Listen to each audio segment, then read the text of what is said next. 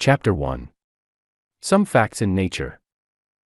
If I were asked what, in my opinion, distinguishes the thought of the present day from that of a previous generation, I should feel inclined to say, it is the fact that people are beginning to realize that thought is a power in itself, one of the great forces of the universe, and ultimately the greatest of forces, directing all the others. This idea seems to be, as the French say, in the air, and this very well expresses the state of the case. The idea is rapidly spreading through many countries and through all classes, but it is still very much in the air. It is to a great extent as yet only in a gaseous condition, vague and nebulous, and to not leading to the practical results, both individual and collective, which might be expected of it, if it were consolidated into a more workable form. We are like some amateurs who want to paint finished pictures before they have studied the elements of art, and when they see an artist do without difficulty what they vainly attempt, they look upon him as a being specially favored by Providence, instead of putting it down to their own want of knowledge. The idea is true. Thought is the great power of the universe. But to make it practically available, we must know something of the principles by which it works, that it is not a mere vaporous indefinable influence floating around and subject to no known laws, but that on the contrary, it follows laws as uncompromising as those of mathematics, while at the same time allowing unlimited freedom to the individual. Now the purpose of the following pages is to suggest to the reader the lines on which to find his way out of this nebulous sort of thought into something more solid and reliable. I do not profess, like a certain Negro preacher, to unscrew the inscrutable, for we can never reach a point where we shall not find the inscrutable still ahead of us, but if I can indicate the use of a screwdriver instead of a hatchet, and that the screws should be turned from left to right, instead of from right to left, it may enable us to unscrew some things which would otherwise remain screwed down tight. We are all beginners, and indeed the hopefulness of life is in realizing that there are such vistas of unending possibilities before us, that however far we may advance, we shall always be on the threshold of something greater. We must be like Peter Pan, the boy who never grew up. Heaven defend me from ever feeling quite grown up, for then I should come to a standstill, so the reader must take what I have to say simply as the talk of one boy to another in the great school, and not expect too much. The first question then is, where to begin?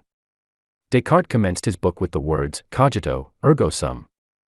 I think, therefore I am, and we cannot do better than follow his example. There are two things about which we cannot have any doubt: our own existence, and that of the world around us.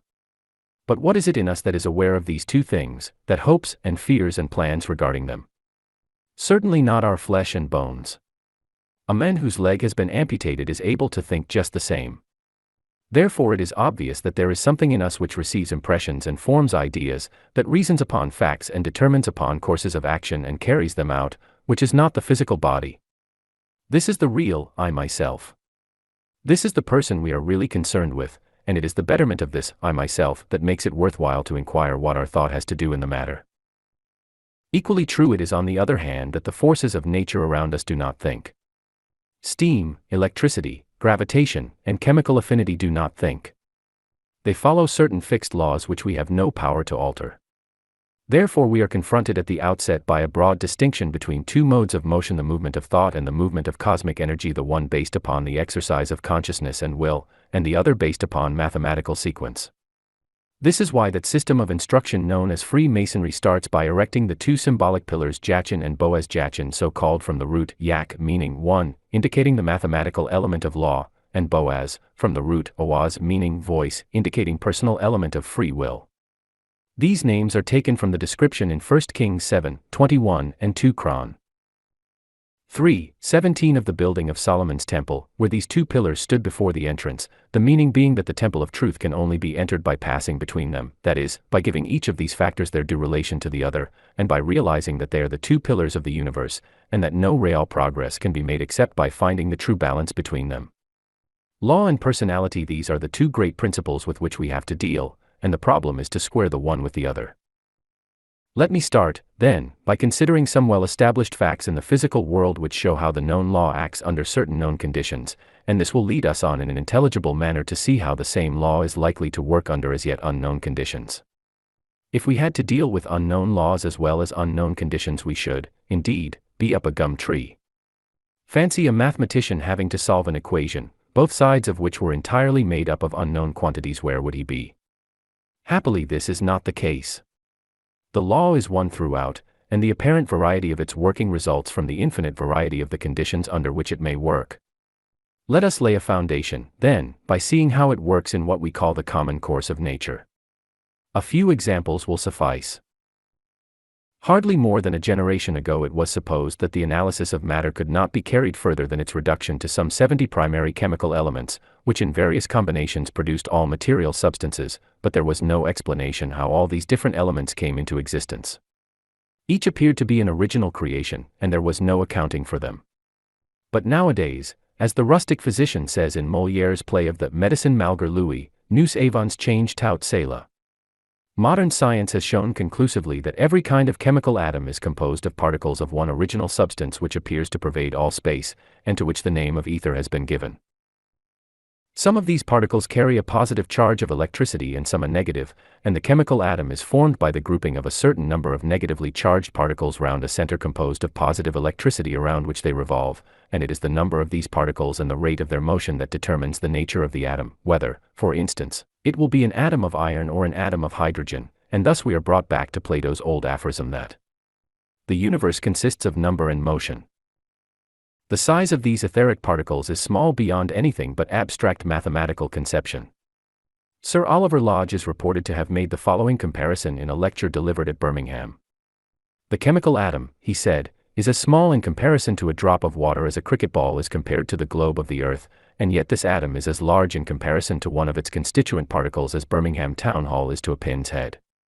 Again, it has been said that in proportion to the size of the particles the distance at which they revolve round the center of the atom is as great as the distance from the earth to the sun.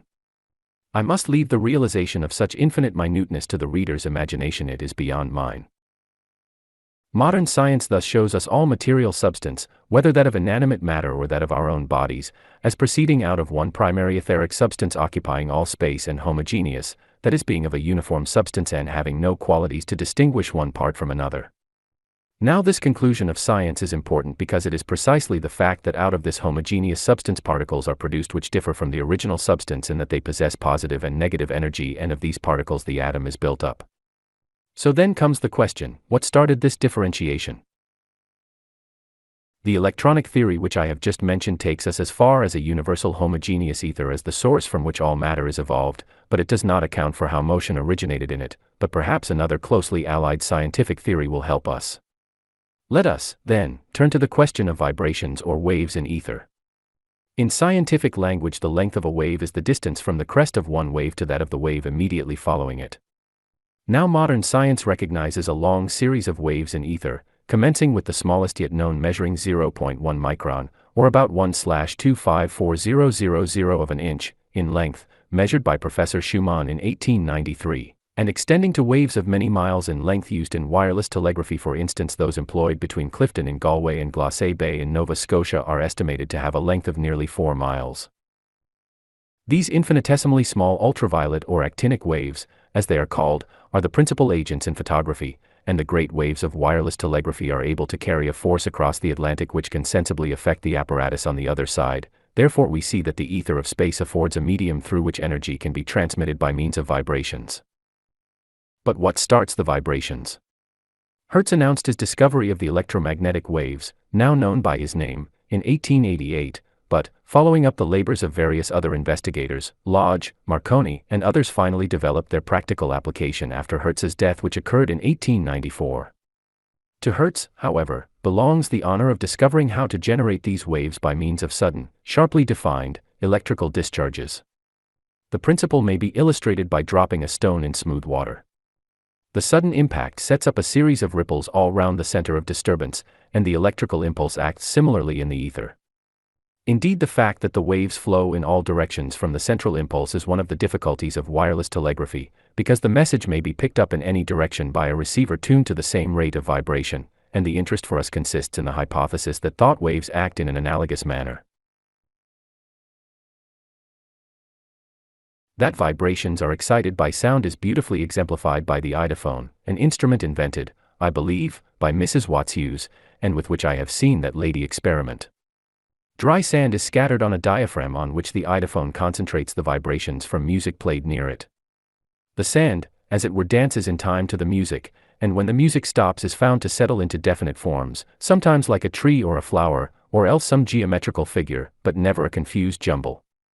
Perhaps in this we may find the origin of the legends regarding the creative power of Orpheus' lyre, and also the sacred dances of the ancients, who knows. Perhaps some critical reader may object that sound travels by means of atmospheric and not etheric waves, but is he prepared to say that it cannot produce etheric waves also? The very recent discovery of transatlantic telephoning tends to show that etheric waves can be generated by sound, for on the 10th of October 1915, words spoken in New York were immediately heard in Paris, and could therefore only have been transmitted through the ether, for sound travels through the atmosphere only at the rate of about 750 miles an hour, while the speed of impulses through ether can only be compared to that of light, or 186,000 miles in a second. It is therefore a fair inference that etheric vibrations can be inaugurated by sound. Perhaps the reader may feel inclined to say with the Irishman that all this is as dry as ditch water, but he will see before long that it has a good deal to do with ourselves. For the present, what I want him to realize by a few examples is the mathematical accuracy of law. The value of these examples lies in their illustration of the fact that the law can always be trusted to lead us on to further knowledge. We see it working under known conditions, and relying on its unchangeableness, we can then logically infer what it will do under other hypothetical conditions, and in this way many important discoveries have been made. For instance, it was in this way that Mendeleev, the Russian chemist, assumed the existence of three then unknown chemical elements, now called scandium, gallium, and germanium.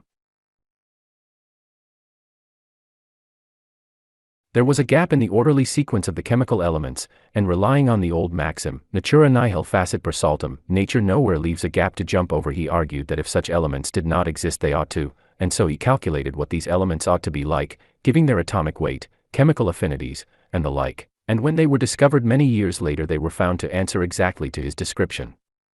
He prophesied, not by guesswork, but by knowledge of the law, and in much the same way radium was discovered by Professor and Madame Curie. In like manner Hertz was led to the discovery of the electromagnetic waves. The celebrated mathematician Clerk Maxwell had calculated all particulars of these waves 25 years before Hertz, on the basis of these calculations, worked out his discovery. Again, Neptune, the outermost known planet of our system, was discovered by the astronomer Gall in consequence of calculations made by Leverrier. Certain variations in the movements of the planets were mathematically unaccountable except on the hypothesis that some more remote planet existed. Astronomers had faith in mathematics and the hypothetical planet was found to be a reality. Instances of this kind might be multiplied, but as the French say, à quoi bon? I think these will be sufficient to convince the reader that the invariable sequence of law is a factor to be relied upon, and that by studying its working under known conditions we may get at least some measure of light on conditions which are as yet unknown to us. Let us now pass on to the human subject and consider a few examples of what is usually called the psychic side of our nature. Walt Whitman was quite right when he said that we are not all included between our hat and our boots. We shall find that our modes of consciousness and powers of action are not entirely restricted to our physical body. The importance of this line of inquiry lies in the fact that if we do possess extra-physical powers, these also form part of our personality and must be included in our estimate of our relation to our environment, and it is therefore worth our while to consider them. Some very interesting experiments have been made by de Rochas, an eminent French scientist, which go to show that under certain magnetic conditions the sensation of physical touch can be experienced at some distance from the body. He found that under these conditions the person experimented on is insensible to the prick of a needle run into his skin, but if the prick is made about 1.5 inches away from the surface of the skin he feels it. Again at about 3 inches from this point he feels the prick of the needle, but is insensible to it in the space between these 2 points. Then there comes another interval in which no sensation is conveyed, but at about 3 inches still further away he again feels the sensation, and so on, so that he appears to be surrounded by successive zones of sensation, the first about 1.5 inches from the body, and the others at intervals of about 3 inches each. The number of these zones seems to vary in different cases, but in some there are as many as 6 or 7, thus giving a radius of sensation, extending to more than 20 inches beyond the body. Now to explain this we must have recourse to what I have already said about waves. The heart and the lungs are the two centers of automatic rhythmic movement in the body, and each projects its own series of vibrations into the etheric envelope. Those projected by the lungs are estimated to be 3 times the length of those projected by the heart, while those projected by the heart are 3 times as rapid as those projected by the lungs. Consequently, if the two sets of waves start together, the crest of every third wave of the rapid series of short waves will coincide with the crest of one of the long waves of the slower series, while the intermediate short waves will coincide with the depression of one of the long waves. Now the effect of the crest of one wave overtaking that of another going in the same direction is to raise the two together at that point into a single wave of greater amplitude or height than the original waves had by themselves. If the reader has the opportunity of studying the inflowing of waves on the sea beach, he can verify this for himself. Consequently, when the more rapid etheric waves overtake the slower ones, they combine to form a larger wave, and it is at these points that the zones of sensation occur. If the reader will draw a diagram of two waved lines traveling along the same horizontal line and so proportioned that the crest of each of the large waves coincides with the crest of every third wave of the small ones, he will see what I mean. And if he then recollects that the fall in the larger waves neutralizes the rise in the smaller ones, and that because this double series starts from the interior of the body, the surface of the body comes just at one of these neutralized points, he will see why sensation is neutralized there, and he will also see why the succeeding zones of sensation are double the distance from each other that the first one is from the surface of the body. It is simply because the surface of the body cuts the first long wave exactly in the middle, and therefore only half that wave occurs outside the body. This is the explanation given by de Rochas, and it affords another example of that principle of mathematical sequence of which I have spoken. It would appear that under normal conditions the double series of vibrations is spread all over the body, and so all parts are alike sensitive to touch. I think, then, we may assume on the basis of de Rochas' experiments and others that there are such things as etheric vibrations proceeding from human personality, and in the next chapter one will give some examples showing that the psychic personality extends still further than these experiments, taken by themselves, would indicate in fact that we possess an additional range of faculties far exceeding those which we ordinarily exercise through the physical body, and which must therefore be included in our conception of ourselves if we are to have an adequate idea of what we really are. Chapter 2. Some Psychic Experiences. The preceding chapter has introduced the reader to the general subject of etheric vibration as one of the natural forces of the universe, both as the foundation of all matter and as the medium for the transmission of energy to immense distances, and also as something continually emanating from human beings. In the present chapter one shall consider it more particularly in this last aspect, which, as included in our own personality, very immediately concerns ourselves. I will commence with an instance of the practical application of this fact. Some years ago I was lunching at the house of Lady, in company of a well-known mental healer whom I will call Mr. Y, and a well-known London physician whom I will call Drive W. Mr. Y mentioned the case of a lady whose leg had been amputated above the knee some years previously to her coming under his care, yet she frequently felt pains in the amputated knee and lower part of the left leg and foot. Drive W. said this was to be attributed to the nerves which convey to the brain the sensation of the extremities, much as a telegraph line might be tapped in the middle, and Mr. Y agreed that this was perfectly true on the purely physical side. But he went on to say that accidentally putting his hand where the amputated foot should have been, he felt it there. Then it occurred to him that since there was no material foot to be touched, it must be through the medium of his own psychic body that the sensation of touch was conveyed to him, and accordingly he asked the lady to imagine that she was making various movements with the amputated limb, all of which he felt, and was able to tell her what each movement was, which she said he did correctly. Then, to carry the experiment further, he reversed the process and with his hand moved the invisible leg and foot in various ways, all of which the lady felt and described. He then determined to treat the invisible leg as though it were a real one, and joined up the circuit by taking her left foot in his right hand and her right foot, the amputated one, in his left, with the result that she immediately felt relief, and after successive treatments in this way was entirely cured. A well-authenticated case like this opens up a good many interesting questions regarding the psychic body, but the most important point appears to me to be that we are able to experience sensation by means of it. In this case, however, and those mentioned in the preceding chapter, the physical body was actually present, and if we stopped at this point, we might question whether its presence was not a sine qua non for the action of the etheric vibrations. I will therefore pass on to a class of examples which show that very curious phenomena can take place without the physical body being on the spot. There are numerous well-verified cases of the kind to be found in the records of the Society for Psychical Research and in other books by trustworthy writers, but it may perhaps interest the present reader to hear one or two instances of my personal experience which, though they may not be so striking as some of those recorded by others, still point in the same direction. My first introduction to Scotland was when I delivered the course of lectures in Edinburgh which led to the publication of my first book, the Edinburgh Lectures on Mental Science. The following years I gave a second course of lectures in Edinburgh, but the friends who had kindly entertained me on the former occasion had in the meanwhile gone to live elsewhere. However, a certain Mr. S., whose acquaintance I had made on my previous visit, invited me to stay with him for a day or two while I could look round for other accommodation, though, as it turned out, I remained at his house during the whole month I was in Edinburgh. I had, however, never seen his house, which was on the opposite side of the town to where I had stayed before. I arrived there on a Tuesday, and Mr. S. and his family at once met me with the question, "What were you thinking of at 10 o'clock on Sunday evening?" I could not immediately recall this, and also wanted to know the reason of their question. "We have something curious to tell you," they replied, "but first try to remember what you were thinking of at 10 o'clock on Sunday evening. Were you thinking about us?" Then I recollected that about that time I was saying my usual prayers before going to bed and had asked that, if I could stay only a day or two with Mr. S., I should be directed to a suitable place for the remainder of the time. "That explains it," they replied, and then they went on to tell me that at the hour in question Mr. S. and his son, a young man of about 20, had entered their dining room together and seen me standing leaning against the mantel-shelf. They were both hard-headed Scotchmen engaged in business in Edinburgh, and certainly not the sort of people to conjure up fanciful imaginings, nor is it likely that the same fancy should have occurred to both of them, and therefore I can only suppose that they actually saw what they said they did.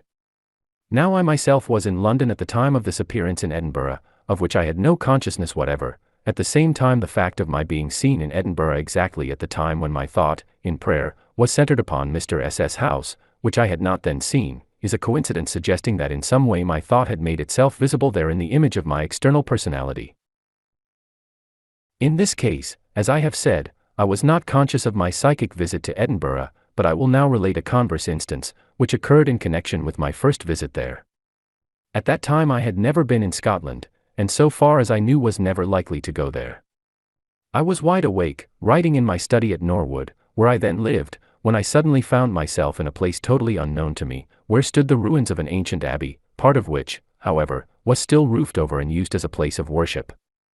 I felt much interested, and among other things I noted a Latin inscription on a tablet in one of the walls. There seemed to be an invisible guide showing me over the place, who then pointed out a long low house opposite the abbey, and said, "This is the house of the clergyman of the abbey," and I was then taken inside the house and shown a number of antique-looking rooms. Then I came to myself, and found I was sitting at my writing table in Norwood.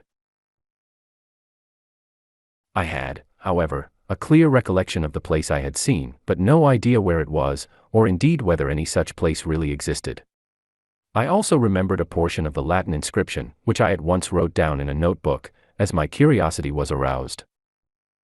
As I have said, I had no reason at that time to suppose I should ever go to Scotland, but some weeks later I was invited to lecture in Edinburgh.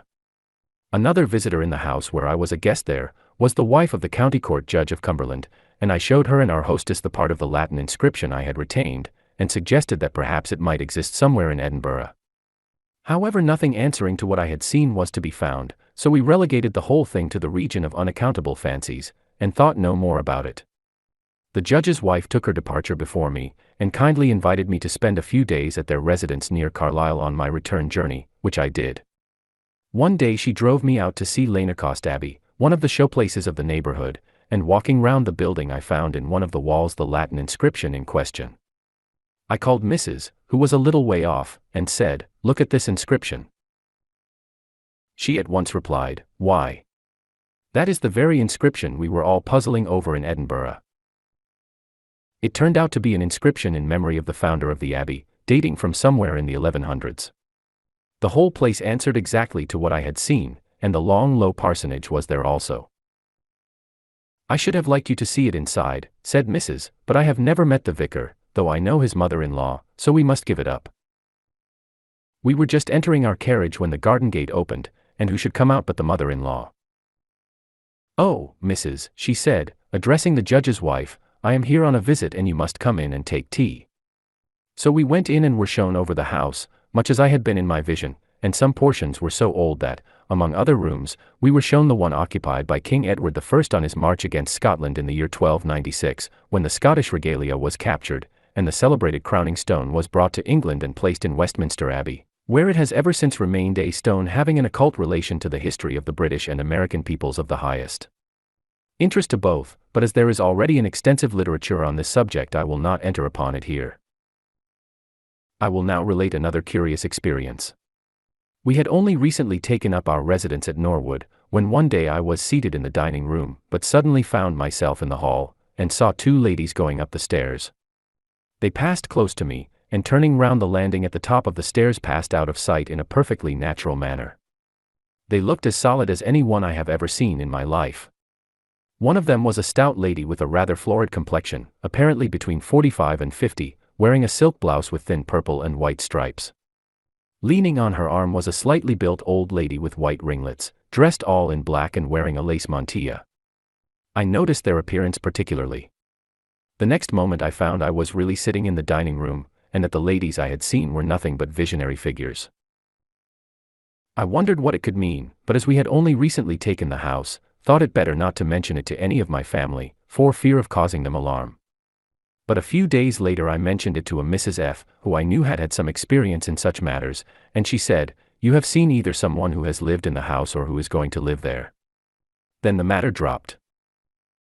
About a month later my wife arranged by correspondence for a certain Miss B. to come as governess to our children. When she arrived there was no mistaking her identity. She was the stout lady I had seen, and the next morning she came down to breakfast dressed in the identical blouse with purple and white stripes. There was no mistaking her, but I was puzzled as to who the other figure could be whom I had seen along with her. I resolved, however, to say nothing about the matter until we became better acquainted, lest she should think that my mind was not quite balanced. I therefore held my peace for 6 months, at the end of which time I concluded that we knew enough of each other to allow one another credit for being fairly level-headed. Then I thought, now if I tell her what I saw she may perhaps be acted upon by suggestion and imagine a resemblance between the unknown figure and some acquaintance of hers, so I will not begin by telling her of the vision, but will first ask if she knows any one answering to the description, and give her the reason afterwards. I therefore took a suitable opportunity of asking her if she knew any such person, describing the figure to her as accurately as I could. Her look of surprise grew as I went on, and when I had finished she explained with astonishment, "Why, Mr. Troward, where could you have seen my mother? She is an invalid, and I am certain you have never seen her, and yet you have described her most accurately." Then I told her what I had seen. She asked what I thought was the explanation of the appearance, and the only explanation I could give was, that I supposed she was on the lookout for a post and paid us a preliminary visit to see whether ours would suit her, and that, being naturally interested in her welfare, her mother had accompanied her. Perhaps you will say, what came of it? Well, nothing came of it, nor did anything come of my psychic visits to Edinburgh and Lanercost Abbey. Such occurrences seem to be simple facts in nature which, though on some occasions connected with premonitions of more or less importance, are by no means necessarily so. They are the functioning of certain faculties which we all possess, but of the nature of which we as yet know very little. It will be noticed that in the first of these 3 cases I myself was the person seen, though unaware of the fact. In the last I was the percipient, but the persons seen by me were unconscious of their visit, and in the second case I was conscious of my presence at a place which I had never heard of, and which I visited some time after. In 2 of these cases, therefore, the persons, making the psychic visit, were not aware of having done so, while in the third, a memory of what had been seen was retained. But all 3 cases have this in common, that the psychic visit was not the result of an act of conscious volition, and also, that the psychic action took place at a long distance from the physical body. From these personal experiences, as well as from many well-authenticated cases recorded by other writers, I should be inclined to infer that the psychic action is entirely independent of the physical body, and in support of this view I will cite yet another experience. It was about the year 1875, when I was a young assistant commissioner in the Punjab, that I was ordered to the small up-country station of Akalpur, and took possession of the assistant commissioner's bungalow there. On the night of our arrival in the bungalow, my wife and I had our charpoys light Indian bedsteads placed side by side in a certain room and went to bed. The last thing I remembered before falling asleep was seeing my wife sitting up in bed, reading with a lamp on a small table beside her. Suddenly I was awakened by the sound of a shot, and starting up, found the room in darkness. I immediately lit a candle which was on a chair by my bedside, and found my wife still sitting up with the book on her knee, but the lamp had gone out. "Take me away, take me into another room," she exclaimed. "Why, what is the matter?" I said. "Did you not see it?" she replied. "See what?" I asked. "Don't stop to ask any questions," she replied. "Get me out of this room at once, I can't stop here another minute." I saw she was very frightened, so I called up the servants, and had our beds removed to a room on the other side of the house, and then she told me what she had seen. She said, "I was sitting reading as you saw me, when looking round, I saw the figure of an Englishman standing close by my bedside, a fine-looking man with a large fair mustache and dressed in a grey suit. I was so surprised that I could not speak, and we remained looking at each other for about a minute. Then he bent over me and whispered, 'Don't be afraid,' and with that there was the sound of a shot, and everything was in darkness." "My dear girl, you must have fallen asleep over your book and been dreaming," I said. "No, I was wide awake," she insisted. "You were asleep, but I was awake all the time." "But you heard the shot, did you not?" "Yes," I replied, "that is what woke me. Someone must have fired a shot outside." "But why should anyone be shooting in our garden at nearly midnight?" my wife objected. It certainly seemed strange, but it was the only explanation that suggested itself, so we had to agree to differ, she being convinced that she had seen a ghost, and that the shot had been inside the room, and I being equally convinced that she had been dreaming, and that the shot had been fired outside the house. The next morning the owner of the bungalow, an old widow lady, Mrs. La Chair, called to make kindly inquiries as to whether she could be of any service to us on our arrival. After thanking her, my wife said, "I expect you will laugh at me, but I cannot help telling you there is something strange about the bungalow," and she then went on to narrate what she had seen. Instead of laughing, the old lady looked more and more serious as she went on, and when she had done asked to be shown exactly where the apparition had appeared. My wife took her to the spot, and on being shown it, old Mrs. La Chair exclaimed, "This is the most wonderful thing I have ever heard of. 18 years ago my bed was on the very spot where yours was last night, and I was lying in it too ill to move, when my husband, whom you have described most accurately, stood where you saw him and shot himself dead." This statement of the widow convinced me that my wife had really seen what she said she had, and had not dreamed it, and this experience has led me to make further inquiries into the nature of happenings of this kind, with the result, that after carefully eliminating all cases which could be accounted for in any other manner, I have found myself compelled to admit a considerable number of instances of what are called ghosts, on the word of persons whose veracity and soundness of judgment I should not doubt on any other subject. It is often said that you never meet anyone who has himself seen a ghost, but only those who have heard of somebody else seeing one. This I can entirely contradict, for I have met with many trustworthy persons of both sexes, who have given me accounts of such appearances having been actually witnessed by themselves.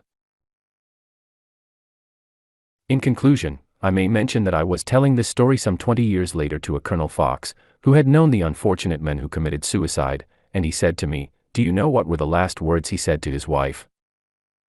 "No," I replied. "The very same words he spoke to your wife," said Colonel Fox. This is the story I refer to in my book, Bible Mystery and Bible Meaning, as that of the ghost that I did not see. I do not attempt to offer any explanation of it, but merely give the facts as they occurred, and the reader must form his own theory on the subject. But the reason I bring in this story in the present connection is, that in this instance there could be no question of the physical body contributing to the psychic phenomenon, since the person seen had been dead for nearly 20 years, and coupling this fact with the distance from the physical body at which the psychic action took place in the other cases I mentioned, I think there is a very strong presumption that the psychic powers can, and do, act independently of the physical body, though of course it does not follow from this that they cannot also act in conjunction with it. On the other hand, a comparison of the present case with those previously mentioned fails to throw any light on the important question whether the deceased feels any consciousness of the action which the percipient sees, or whether what is seen is like a sort of photograph impressed upon the atmosphere of a particular locality, and visible only to certain persons, who are able to sense etheric wavelengths which are outside the range of the single octave forming the solar spectrum.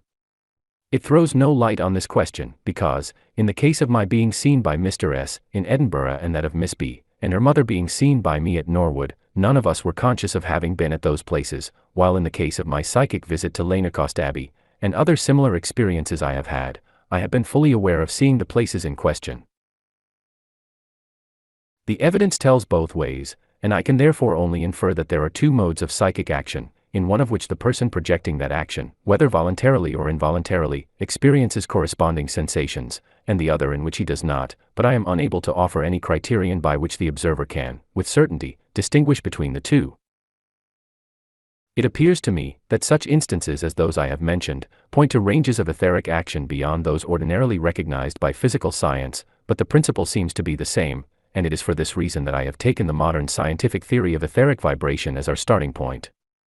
The universe is one great whole, and the laws of one part cannot contradict those of another, therefore the explanation of such queer happenings is not to be found by denying the well-ascertained laws of nature on the physical plane, but by considering whether these laws do not extend further. It is on this account that I would lay stress on the mathematical side of things, and have adduced instances where various discoveries have been made by following up the sequence indicated by the laws already known, and which have thus enabled us to fill up gaps in our knowledge, which would otherwise stop, or at least seriously hinder, our further progress.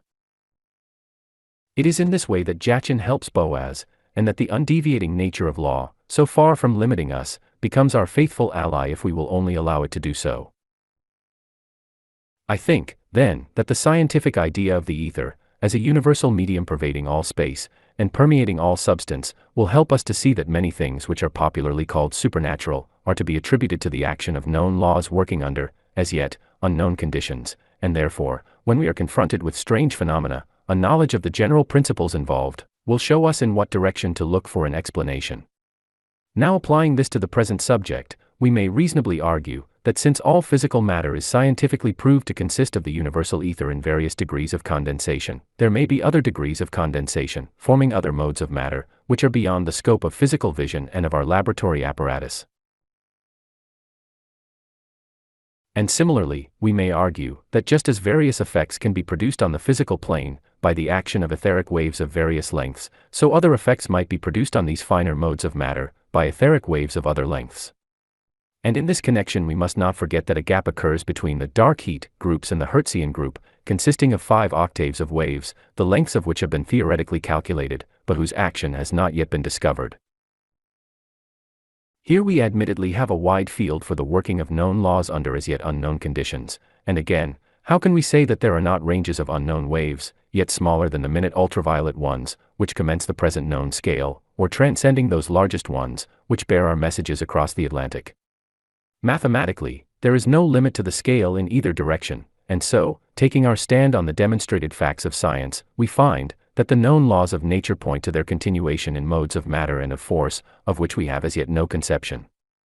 It is therefore not at all necessary to spurn the ground of established science to spread the wings of our fancy, rather it affords us the requisite basis from which to start, just as the aeronaut cannot rise without a solid surface from which to spring.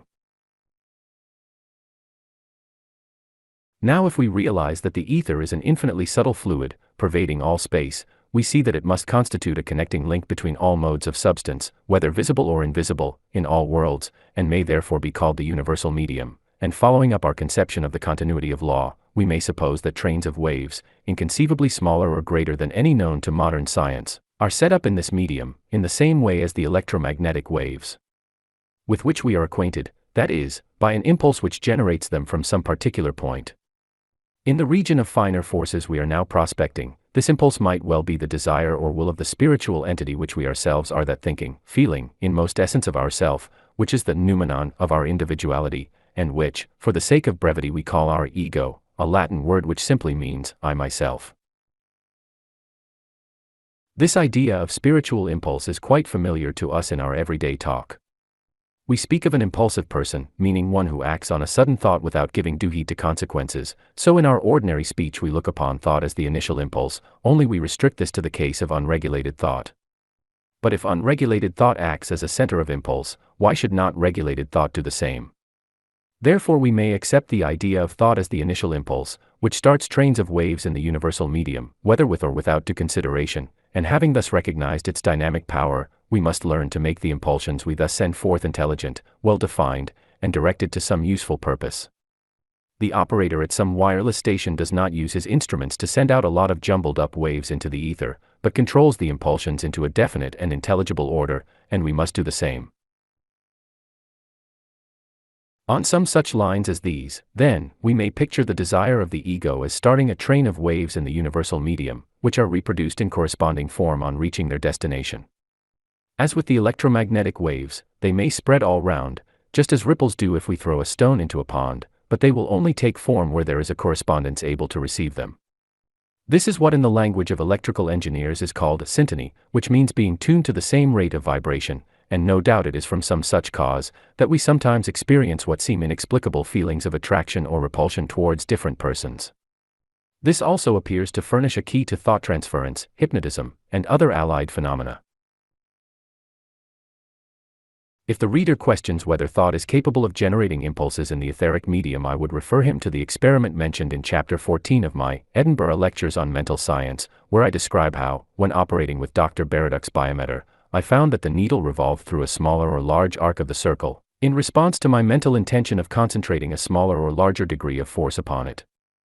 Perhaps you will say that the difference in the movement of the needle depended on the quantity of magnetism that was flowing from me, to say nothing of other known forces, such as heat, light, electricity, etc.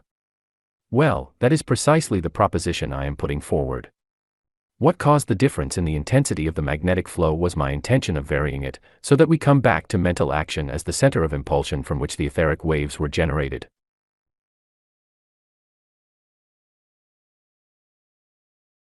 If, then, such a demonstration can be obtained on the plane of purely physical matter, why need we doubt that the same law will work in the same way, in respect of those finer modes of substance, and wider ranges of etheric vibrations, which, starting from the basis of recognized physical science, the law of continuity would lead to by an orderly sequence, and which the occurrence of what, for want of a better name, we call occult phenomena require for their explanation.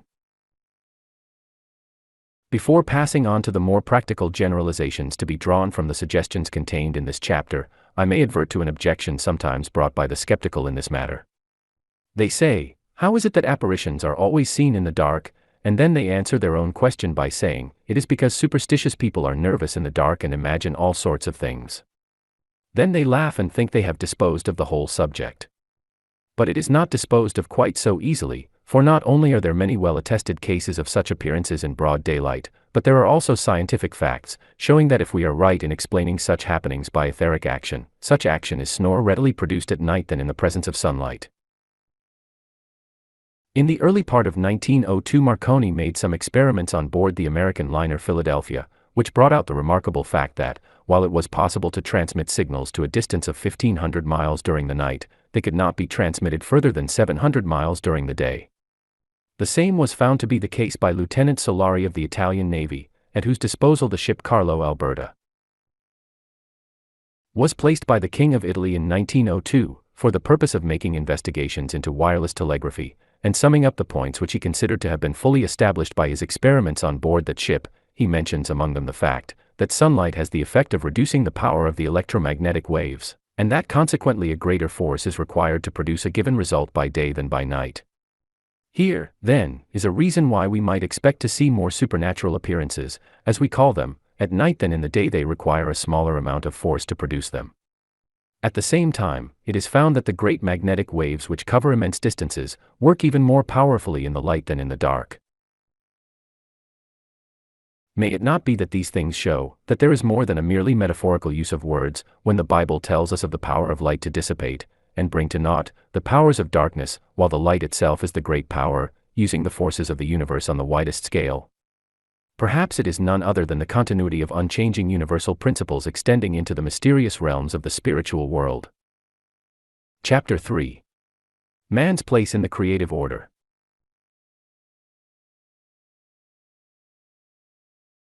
In the preceding chapters we have found certain definite facts, that all known matter is formed out of one primordial universal substance, that the ether spreading throughout limitless space is a universal medium, through which it is possible to convey force by means of vibrations, and that vibrations can be started by the power of sound. These we have found to be well-established facts of ordinary science, and taking them as our starting point, we may now begin to speculate as to the possible workings of the known laws under unknown conditions. One of the first things that naturally attract our attention is the question, how did life originate? On this point I may quote two leading men of science. Tyndall says, "I affirm that no shred of trustworthy experimental testimony exists to prove that life in our day has ever appeared independently of antecedent life," and Huxley says, "The doctrine of biogenesis, or life only from life, is victorious along the whole line at the present time." Such is the testimony of modern science to the old maxim, omni vivum ex vivo. All life proceeds from antecedent life. Think it out for yourself and you will see that it could not possibly be otherwise. Whatever may be our theory of the origin of life on the physical plane, whether we regard it as commencing in a vivified slime at the bottom of the sea, which we call protoplasm, or in any other way, the question of how life got there still remains unanswered. The protoplasm, being material substance, must have its origin, like all other material substances, in the undifferentiated etheric universal substance, no particle of which has any power of operating upon any other particle until some initial vibration starts the movement, so that, on any theory whatever, we are always brought back to the same question: what started the condensation of the ether into the beginnings of a world system?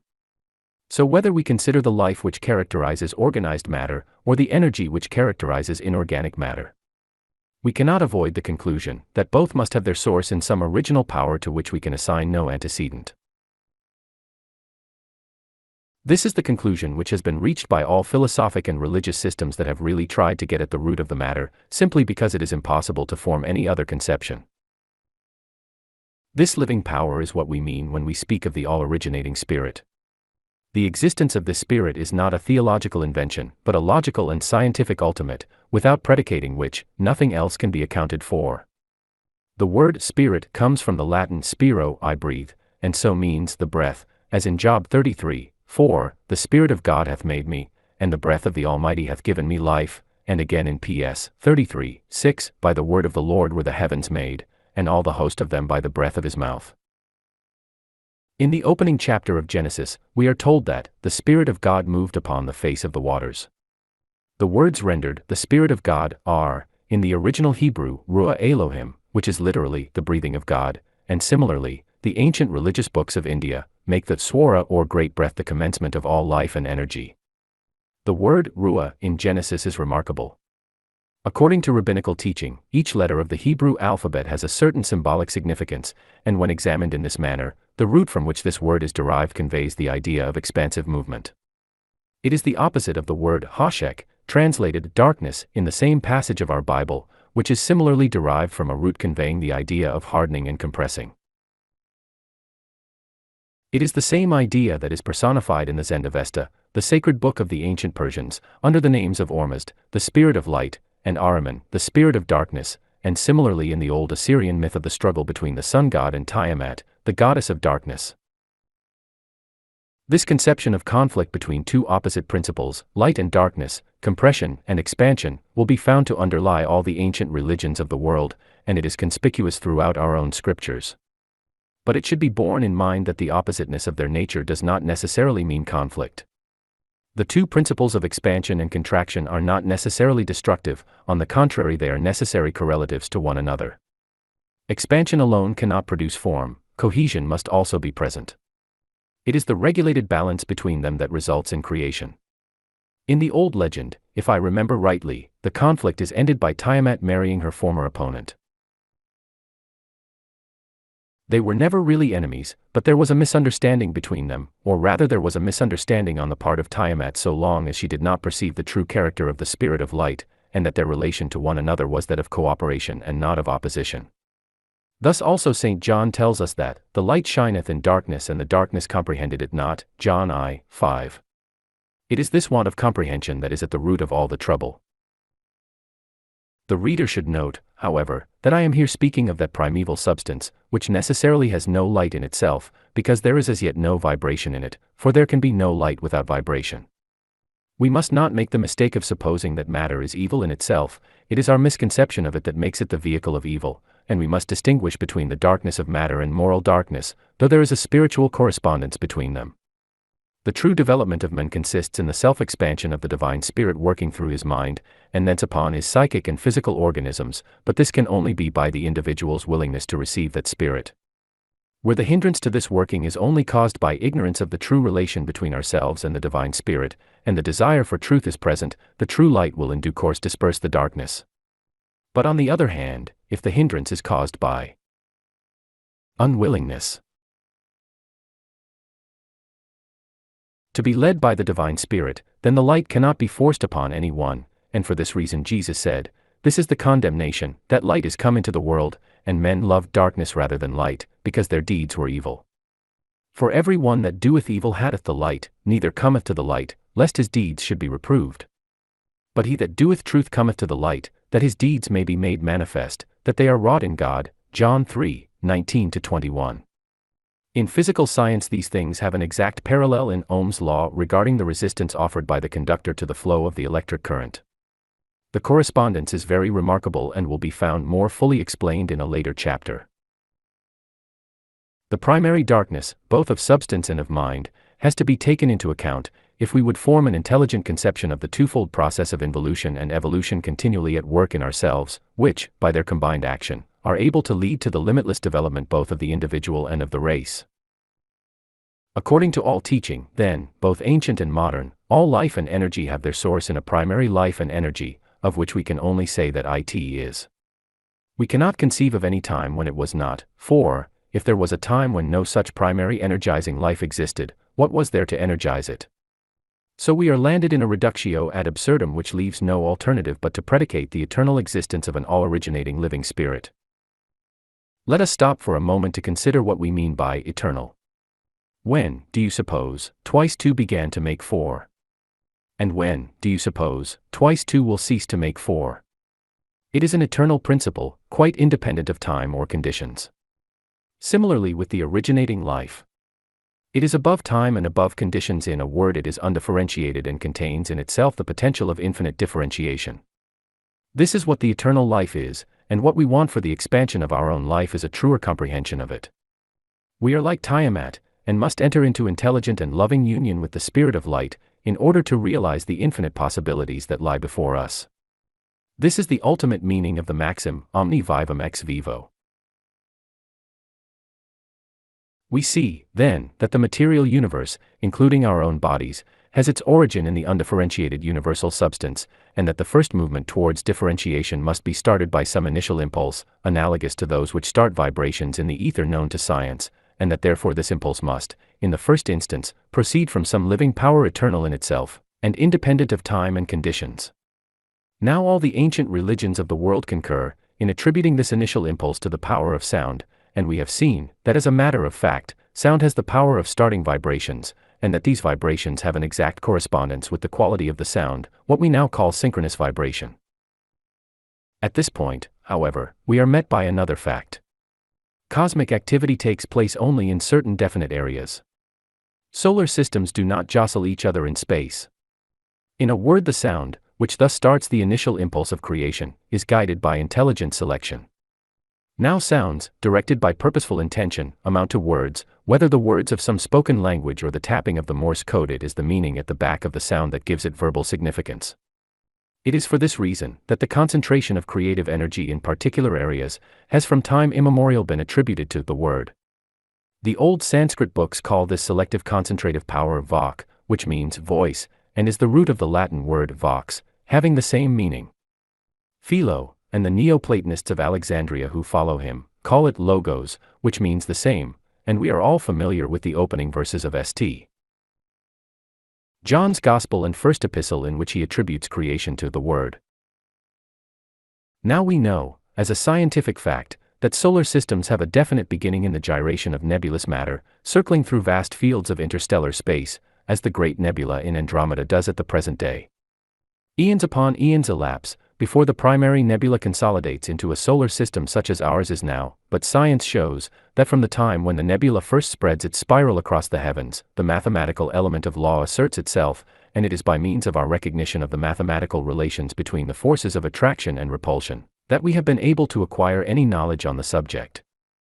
I do not for an instant wish to suggest that the spiritual power has not continued to be in operation also, but a center for the working of a cosmic law being once established, the spiritual power works through that law and not in opposition to it. On the other hand, the selection of particular portions of space for the manifestation of cosmic activity indicates the action of free volition, not determined by any law except the obvious consideration of allowing room for the future solar system to move in. Similarly also with regard to time.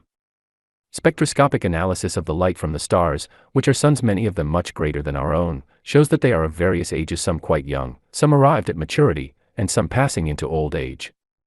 Their creation must therefore be assigned to different epochs, and we thus see the originating spirit exercising the powers of selection and volition as to the time when, as well as to the place where, a new world system shall be inaugurated. Now it is this power of inauguration that all the ancient systems of teaching attribute to the divine word. It is the passing of the undifferentiated into differentiation, of the unmanifest into manifestation, of the unlocalized into localization. It is the ushering in of what the Brahmanical books call a manvantara or world period, and in like manner our Bible says that, in the beginning was the Word. The English word word is closely allied to the Latin word verbum, which signifies both word and verb. Grammarians tell us that the verb to be is a verb substantive, that is, it does not indicate any action passing from the subject to the object. Now this exactly describes the spirit in its eternity. We cannot conceive of it except as always being, but the distribution of world systems both in time and space shows that it is not always cosmically active. In itself, apart from manifestation, it is pure beingness, if I may coin such a word, and it is for this reason that the divine name announced to Moses was I am. But the fact that creation exists shows that from this substantive pure being there flows out a verb active, which reproduces in action what the I am is in essence. It is just the same with ourselves. We must first be before we can do, and we can do only to the extent to which we are. We cannot express powers which we do not possess, so that our doing necessarily coincides with the quality of our being. Therefore the divine verb reproduces the divine substantive by a natural sequence. It is generated by the divine I am, and for this reason it is called the Son of God. So we see that the verb, the Word, and the Son of God are all different expressions for the same power. Creative vibration in the universal substance can, therefore, only be conceived of as being inaugurated by the Word which localizes the activity of the Spirit in particular centers. This idea, of the localization of the Spirit through the Word, should be fully realized as the energizing principle on the scale of the macrocosm or great world, because, as we shall find later on, the same principle acts in the same way on the scale of the microcosm or small world, which is the individual man. This is why these things have a personal interest for us, otherwise they would not be worth troubling about. But a mistake to be avoided at this point is that of supposing that the Word is something which dictates to the Spirit when and where to operate. The Word is the word of the Spirit itself, and not that of some higher authority, for the Spirit being first cause there can be nothing anterior to dictate to it, there can be nothing before that which is first. The Word which centralizes the activity of the Spirit is therefore that of the Spirit itself. We have an analogy in our own case. If I go to New York, the first movement in that direction is that of my thought or desire. It is true that in my present state of evolution I have to follow the usual methods of travel, but so far as my thought is concerned, I have been there all the time.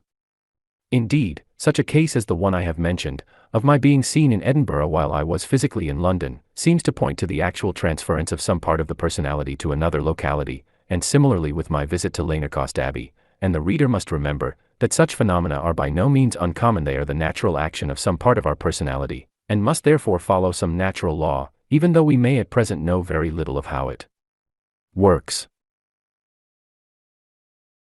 We see, therefore, both from a priori reasoning, and from observed facts, that it is the word, thought, or desire of the Spirit, that localizes its activity in some definite center. The student should bear this in mind as a leading principle, for he will find that it is of general application, alike in the case of individuals, of groups of individuals, and of entire nations. It is the key to the relation between law and personality, the opening of the grand arcanum, the equilibrating of Jachin and Boaz, and it is therefore of immediate importance to ourselves. We may take, then, as a starting point for further inquiry, the maxim that volition creates centers of spiritual activity. But perhaps you will say, if this be true, what word or words am I to employ? This is a question which has puzzled a good many people before you. This word, which so many have been in search of, has been variously called the lost word, the word of power, the scheme Hamaphorash or secret name of God, and so on. A quaint Jewish legend of the Middle Ages says that the hidden name was secretly inscribed in the innermost recesses of the temple, but that, even if discovered, which was most unlikely, it could not be retained because, guarding it, were sculptured lions, which gave such a supernatural roar as the intruder was quitting the spot, that all memory of the hidden name was driven from his mind. Jesus, however, says the legend, knew this and dodged the lions. He transcribed the name, and cutting open his thigh, hid the writing in the incision, which, by magical art, he at once closed up. Then, after leaving the temple, he took the writing out and so retained the knowledge of the name. In this way the legend accounts for his power to work miracles. Jesus, indeed, possessed the word of power, though not in the way told in the legend, and he repeatedly proclaimed it in his teaching, according to your faith be it unto you, verily, I say unto you, whosoever shall say to this mountain, be thou taken up and cast into the sea, and shall not doubt in his heart, but shall believe that what he saith shall come to pass, he shall have whatsoever he saith. Mark 11:23. And similarly in the Old Testament we are told that the word is nigh to us, even in our hearts and in our mouth, Deuteronomy XXX:14. What keeps the word of power hidden, is our belief that nothing so simple could possibly be it. At the same time, simple though it be, it has law and reason at the back of it, like everything else. The ancient Egyptians seem to have had clearer ideas on this subject than we have. The name was to the Egyptians the idea of the thing, without which it could not exist, and the knowledge of which therefore gave power over that which answered to it.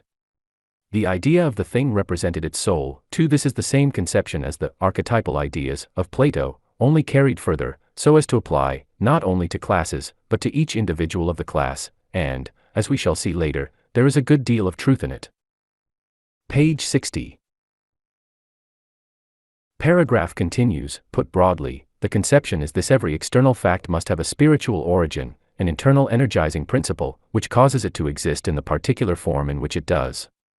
The outward fact is called the phenomenon, and the corresponding inward principle is called the noumenon. The dictionary definition of these two words is as follows: phenomenon, the appearance which anything makes to our consciousness as distinguished from what it is in itself. Noumenon, an unknown and unknowable substance or thing as it is in itself, the opposite to the phenomenon or form through which it becomes known to the senses or the understanding. Chambers' 20th Century Dictionary. Whether the dictionary be right in saying that the noumena of things are entirely unknowable, the reader must decide for himself, but the present book is an attempt to learn something about the noumena of things in general, and of ourselves in particular, and what I want to convey is, that the noumenon of anything is its essence. In terms of the universal energy and the universal substance, in their relation to the particular form in question. Probably the Latin word nomen, a name, is derived from this Greek word, and in this sense everything has its hidden name, and the region in which thought power works, is this region of spiritual beginnings. It deals with hidden names, that inward essence which determines the outward form of things, persons, and circumstances alike, and it is in order to make this clearer, that I have commenced by sketching briefly the general principles of substance and energy as now recognized by modern science. If I have made my meaning clear, you will see that what is wanted is not the knowledge of particular words, but an understanding of general principles. At the same time, I would not assert that the reciting of certain forms of words, such as the Indian mantras or the word aum, to which Oriental teachers attach a mystic significance, is entirely without power. But the power is not in the words but in our belief in their power. I will give an amusing instance of this. On several occasions I have been consulted by persons who suppose themselves to be under the influence of malicious magnetism, emanating in some cases from known, and in others from unknown, sources, and the remedy I have prescribed has been this. Look the adverse power, mentally, full in the face, and then assuming an attitude of confidence say, cock-a-doodle-doo. The inquirers have sometimes smiled at first, but in every case the result has been successful. Perhaps this is why Aesculapius is represented as accompanied by a cock. Possibly the ancient physicians were in the habit of employing the cock-a-doodle-doo treatment, and I might recommend it to the faculty today as very effective in certain cases. Now I do not think the reader will attribute any particularly occult significance to cock-a-doodle-doo. The power is in the mental attitude. To cock-a-doodle-doo at any suggestion is to treat it with scorn and derision, and to assume the very opposite of that receptive attitude which enables a suggestion to affect us. That is the secret of this method of treatment, and the principle is the same in all cases. It matters, then, very little what particular words we use. What does matter is the intention and faith with which we use them. But perhaps some reader will here take the role of cross-examining counsel, and say, "You have just said it is a case of synchronous vibration, then surely it is the actual sound of the particular syllables that counts. How do you square this with your present statement?" The answer is that the law is always the same, but the mode of response to the law is always according to the nature of the medium in which it is operating. On the plane of physical matter, the vibrations are in tune with physical sounds, as in the experiments with the idophone, and similarly, on the plane of ideas or noumena, the response is in terms of that plane. The word which creates noumena, or spiritual centers of action, must itself belong to the world of noumena, so that it is not illogical to say that it is the intention and faith that counts, and not the external sound. In this is the secret of the power of thought. It is the reproduction, on the miniature scale of the individual, of the same mode of power that makes the worlds. It is that power of personality, which, combined with the action of the law, brings out results which the law alone could never do. As the old maxim has it, nature unaided fails. This brings us to another important question: is not the creative power of the word limited by the immutability of the law? If the law cannot be altered in the least particular, how can the word be free to do what it likes? The answer to this is contained in another maxim: every creation carries its own mathematics along with it. You cannot create anything without at the same time creating its relation to everything else, just as in painting a landscape, the contour you give to the trees will determine that of the sky. Therefore, whenever you create anything, you thereby start a train of causation, which will work out in strict accordance with the sort of thought that started it. The stream always has the quality of its source. Thought which is in line with the unity of the great whole will produce correspondingly harmonious results, and thought which is disruptive of the great principle of unity will produce correspondingly disputive results. Hence all the trouble and confusion in the world. Our thought is perfectly free, and we can use it either constructively or destructively as we choose, but the immutable law of sequence will not permit us to plant a thought of one kind and make it bear fruit of another. Then the question very naturally suggests itself: why did not God create us so that we could not think negative or destructive thoughts? And the answer is, because He could not. There are some things which even God cannot do. He cannot do anything that involves a contradiction in terms. Even God could not make twice two either more or less than 4. Now I want the student to see clearly why making us incapable of wrong thinking would involve a contradiction in terms, and would therefore be an impossibility. To see this we must realize what is our place in the order of the universe. The name man itself indicates this. It comes from the Sanskrit root mn, which, in all its derivatives, conveys the idea of measurement, as in the word mind, through the Latin mens. The faculty which compares things and estimates them accordingly, moon, the heavenly body whose phases afford the most obvious standard for the periodical measurement of time, month, the period thus measured, man, the largest of the Indian weights, and so on. Man therefore means the measurer, and this very aptly describes our place in the order of evolution, for it indicates the relation between personal volition and immutable law. If we grant the truth of the maxim, nature unaided fails, the whole thing becomes clear, and the entire progress of applied science proves the truth of this maxim. To recur to an illustration I have employed in my previous books, the old shipbuilders thought that ships were bound to be built of wood and not of iron, because wood floats in water and iron sinks, but now nearly all ships are made of iron. Yet the specific gravities of wood and iron have not altered, and a log of wood floats while a lump of iron sinks, just the same as they did in the days of Drake and Frobisher. The only difference is that people thought out the underlying principle of the law of flotation, and reduced it to the generalized statement that anything will float, the weight of which is less than that of the mass displaced by it, whether it be an iron ship floating in water, or a balloon floating in air.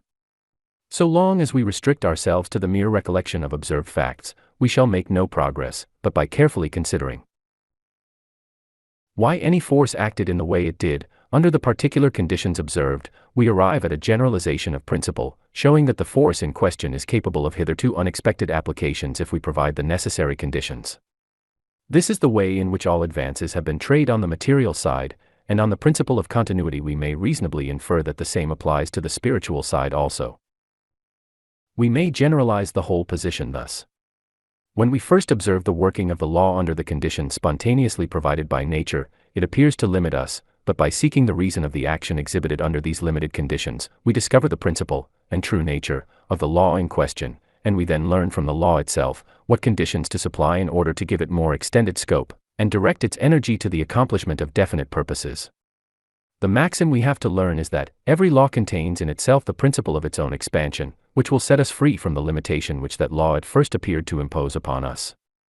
The limitation was never in the law, but in the conditions under which it was working, and our power of selection and volition enables us to provide new conditions, not spontaneously provided by nature, and thus to specialize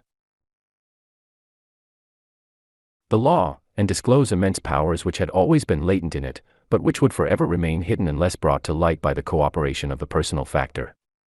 The law itself never changes, but we can specialize it by realizing the principle involved and providing the conditions thus indicated. This is our place in the order of the universe. We give definite direction to the action of the law, and in this way our personal factor is always acting upon the law, whether we know it or not, and the law, under the influence thus impressed upon it, is all the time reacting upon us. Now we cannot conceive any limit to evolution. To suppose a point where it comes to an end is a contradiction in terms. It is to suppose that the eternal life principle is used up, which is to deny its eternity, and, as we have seen, unless we assume its eternity, it is impossible to account either for our own existence or that of anything else. Therefore, to say that a point will ever be reached where it will be used up, is as absurd as saying that a point will be reached where the sequence of numbers will be used up. Evolution, the progress from lower to higher modes of manifestation of the underlying principle of life, is therefore eternal, but, in regard to the human race, this progress depends entirely on the extent to which we grasp the principles of the law of our own being, and so learn to specialize it in the right direction. Note the words, a law. Note the words, a law. Given, that is to say, imposed by external command, but it could not be. The laws of the universe are cosmic. In themselves they are impersonal, and the infinite possibilities contained in them can only be brought out by the cooperation of the personal factor. It is only as we grasp the true relation between Jachin and Boaz that we can enter into the temple either of our own individuality or of the boundless universe in which we live. The reason, therefore, why God did not make us mechanically incapable of wrong thinking is simply because the very idea involves a contradiction in terms, which negatives all possibility of creation. The conception lands us in a reductio ad absurdum. Therefore, we are free to use our powers of personality as we will, only we must take the consequences. Now one error we are all very apt to fall into is the mistaken use of the will. Its proper function is to keep our other faculties in line with the law, and thus enable us to specialize it, but many people seem to think that by force of will they can somehow manage to coerce the law, in other words, that by force of will they can sow a seed of one kind and make it bear fruit of another. The spirit of life seeks to express itself in our individuality, through the three avenues of reason, feeling, and will, but as in the Masonic legend of the murder of Hiram Abiff, the architect of Solomon's temple, it is beaten back on the side of reasoning, by the plummet of a logic based on false premises, on the side of feeling, by the level of conventional ideas, and on the side of will, by the hammer of a short-sighted self-will, which gives the finishing blow, and it is not until the true perception of the principle of life is resurrected within us, that the temple can be completed according to the true plan. It should be remembered that the will is not the creative faculty in us. It is the faculty of conception that is the creative agent, and the business of the will is to keep that faculty in the right direction, which will be determined by an enlightened reason.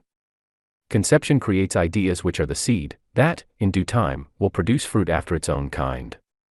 In a broad sense we may call it the imaging faculty, only we must not suppose that this necessarily implies the visualizing of mental images, which is only a subsidiary mode of using this faculty. An immaculate conception is therefore the only means by which the new liberated men can be born in each of us. The sequence is always the same. The will holds the conception together, and the idea thus formed gives direction to the working of the law. But this direction may be either true or inverted, and the impersonal law will work constructively or destructively, according to the conception which it embodies. In this way, then, willpower may be used to hold together an inverted conception, the conception that our personal force of will is sufficient to bear down all opposition. But this mental attitude ignores the fact that the fundamental principle of creative power is the wholeness of the creation, and that, therefore, the idea of forcing compliance with our wishes, by the power of our individual will, is an inverted conception, which, though it may appear to succeed for a time, is bound to fail eventually, because it antagonizes the very power it is seeking to use. This inverted use of the will is the basis of black magic, a term some readers will perhaps smile at, but which is practiced at the present day to a much greater extent than many of us have any idea of, not always, indeed, with a full consciousness of its nature, but in many ways which are the first steps on the left-hand path. Its mark is the determination to act by self-will, rather than using our will to cooperate with that continuous forward movement of the great whole, which is the will of God. This inverted will entirely misses the point regarding the part we are formed to play in the creative order, and so we miss the development of our own individuality, and retrograde instead of going forward. But if we work with the law instead of against it, we shall find that our word, that is to say our conception, will become more and more the word of power, because it specializes the general law in some particular direction. The law will serve us exactly to the extent to which we first observe the law. It is the same in everything. If the electrician tries to go counter to the fundamental principle, that the electric current always flows from a higher to a lower potential, he will be able to do nothing with it, but let him observe this fundamental law, and there is nothing that electricity will not do for him within the field of its own nature. In this sense, then, of specializing the general law in a particular direction, we may lay down the maxim that the law flows from the word, and not vice versa. When we use our word in this way, not as expressing a self-will that seeks to crush all that does not submit to it, but as a portion, however small, of the universal cause, and therefore with the desire of acting in harmony with that cause, then our word becomes a constructive, instead of a destructive power. Its influence may be very small at first, because there is still a great mass of doubt at the back of our mind, and every doubt is, in reality, a negative word warring against our affirmative word, but, by adhering to our principle, we shall gradually gain experience in these things, and the creative value of our word will grow accordingly. Chapter 4. The Law of Wholeness. It may seem a truism to say that the whole is made up of its parts, but all the same we often lose sight of this in our outlook on life. The reason we do so is because we are apt to take too narrow a view of the whole, and also because we do not sufficiently consider that it is not the mere arithmetical sum of the parts that makes the whole, but also the harmonious agreement of each part with all the other parts. The extent of the whole and the harmony of the parts is what we have to look out for, and also its objective. This is a universal rule, whatever the whole in question may be. Take, for instance, the case of the artist.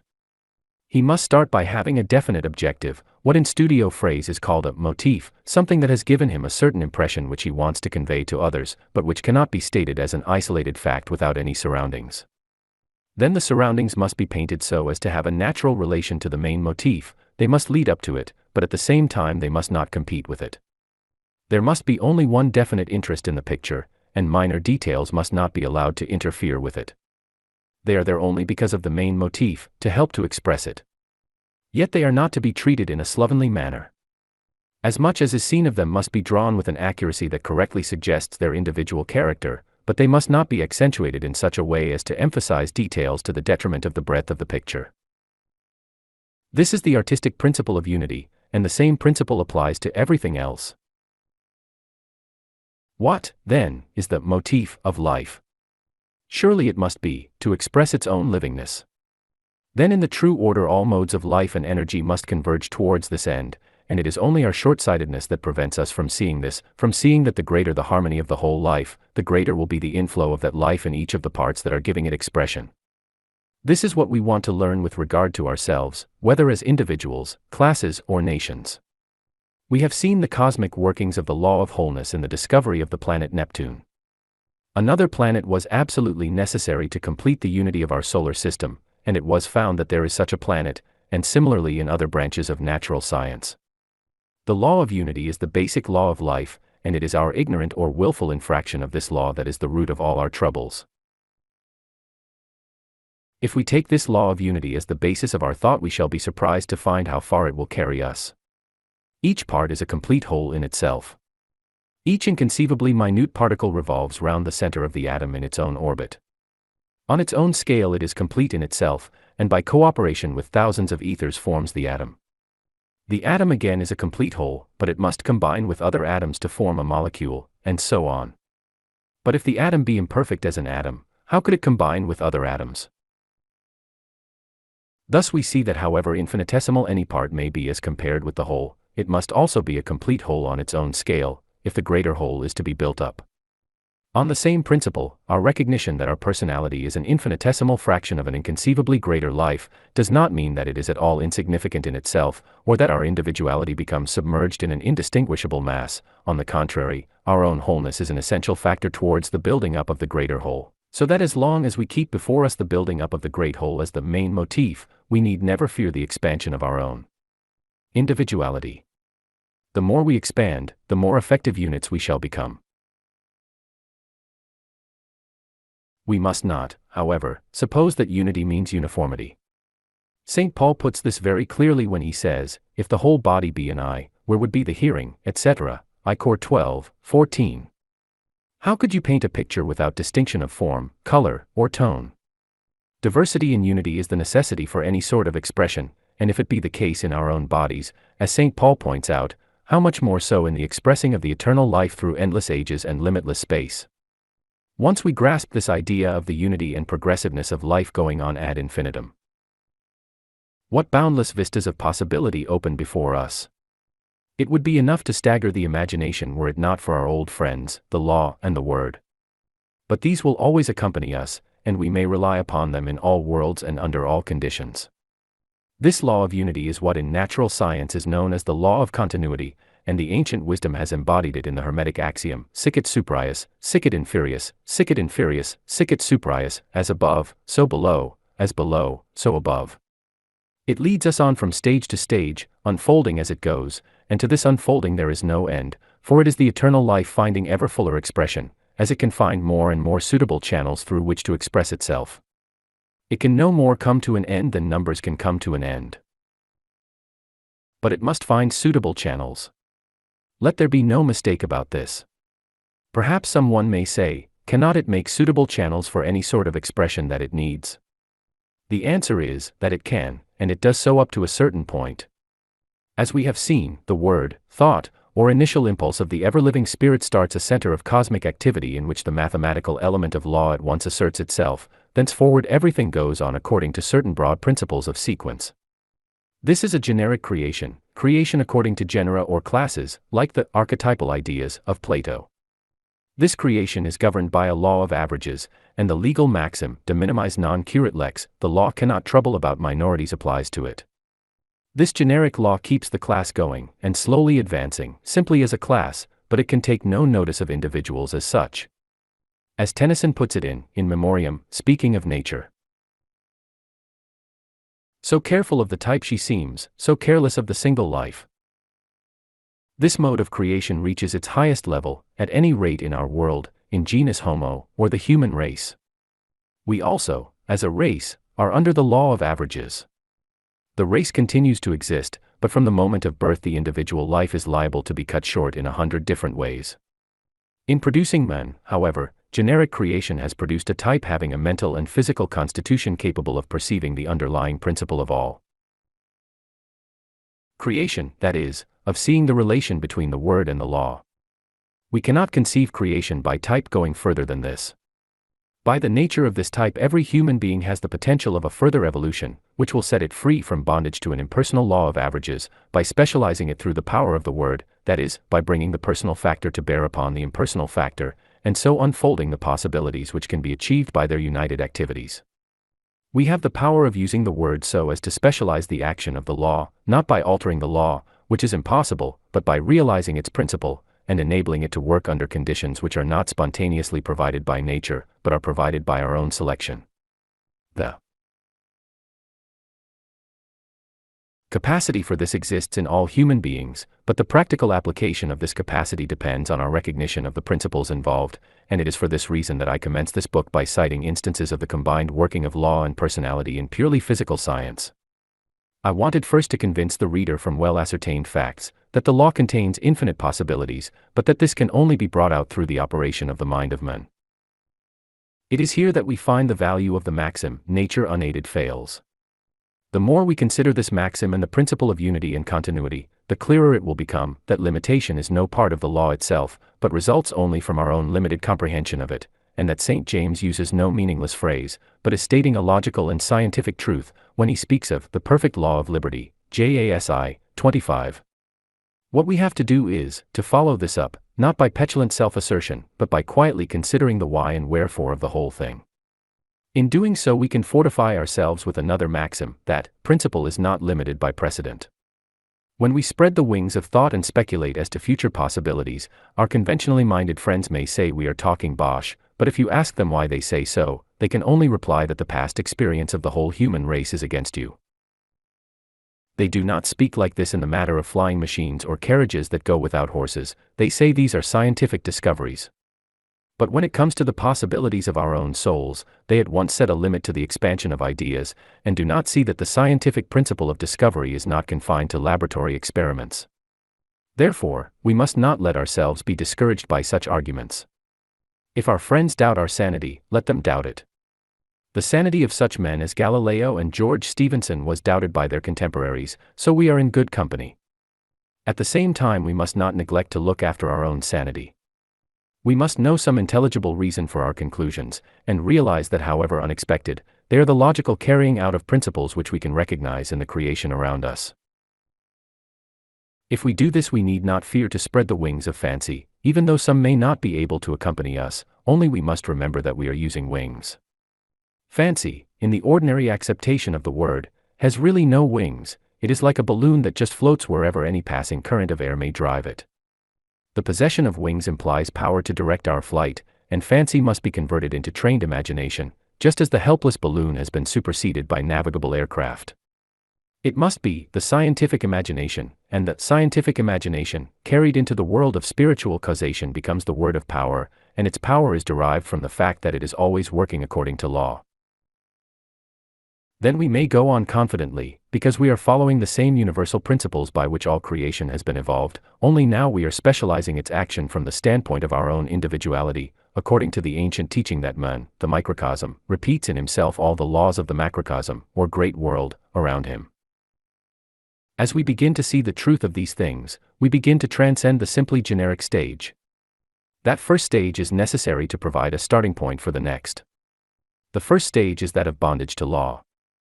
It could not be otherwise for the simple reason that you must learn the law before you can use it. Then from the stage of generic creation we emerge into that of individual creation, in which we attain liberty through knowledge of the law of our own being, so that it is not a mere theological myth to talk of a new creation, but it is the logical outcome of what we now are, if, to our recognition of the power of the law we add the recognition of the power of the word. Chapter 5. The soul of the subject. We may now turn to speculate a little on some conceivable application of the general principle we have been considering. It seems to me that, as a result of the generic creation of which I have just spoken, there is in everything what, for want of a better name, I may call the soul of the subject. Creation being by type, everything must have a generic basis of being in the cosmic law, not peculiar to that individual thing, but peculiar to the class to which it belongs, an adaptation of the cosmic soul for the production of all things belonging to that particular order, in fact, what makes them what they are and not something else. Now just because this basis is generic and common to the whole genus that is built upon it, it is not specific, but it acquires localization through form, the form being that of the class to which it belongs, thus producing the individual of that class, whether a cat or a cabbage. It is this underlying generic being of the thing that I want the student to understand by the soul of the subject. In fact, we may call it the noumenon or essential being of the class, as distinguished from the specific characteristics that differentiate the individual from others of the same class. It follows from this that this generic soul has no individuality of its own, and consequently is open to receive impressions from any source that can penetrate the sheath of outward form and specific characteristic that envelopes it. At the same time, it is a manifestation of cosmic law, and so cannot depart from its own class nature, and therefore any influence that may be impressed upon it from some other source will always show itself.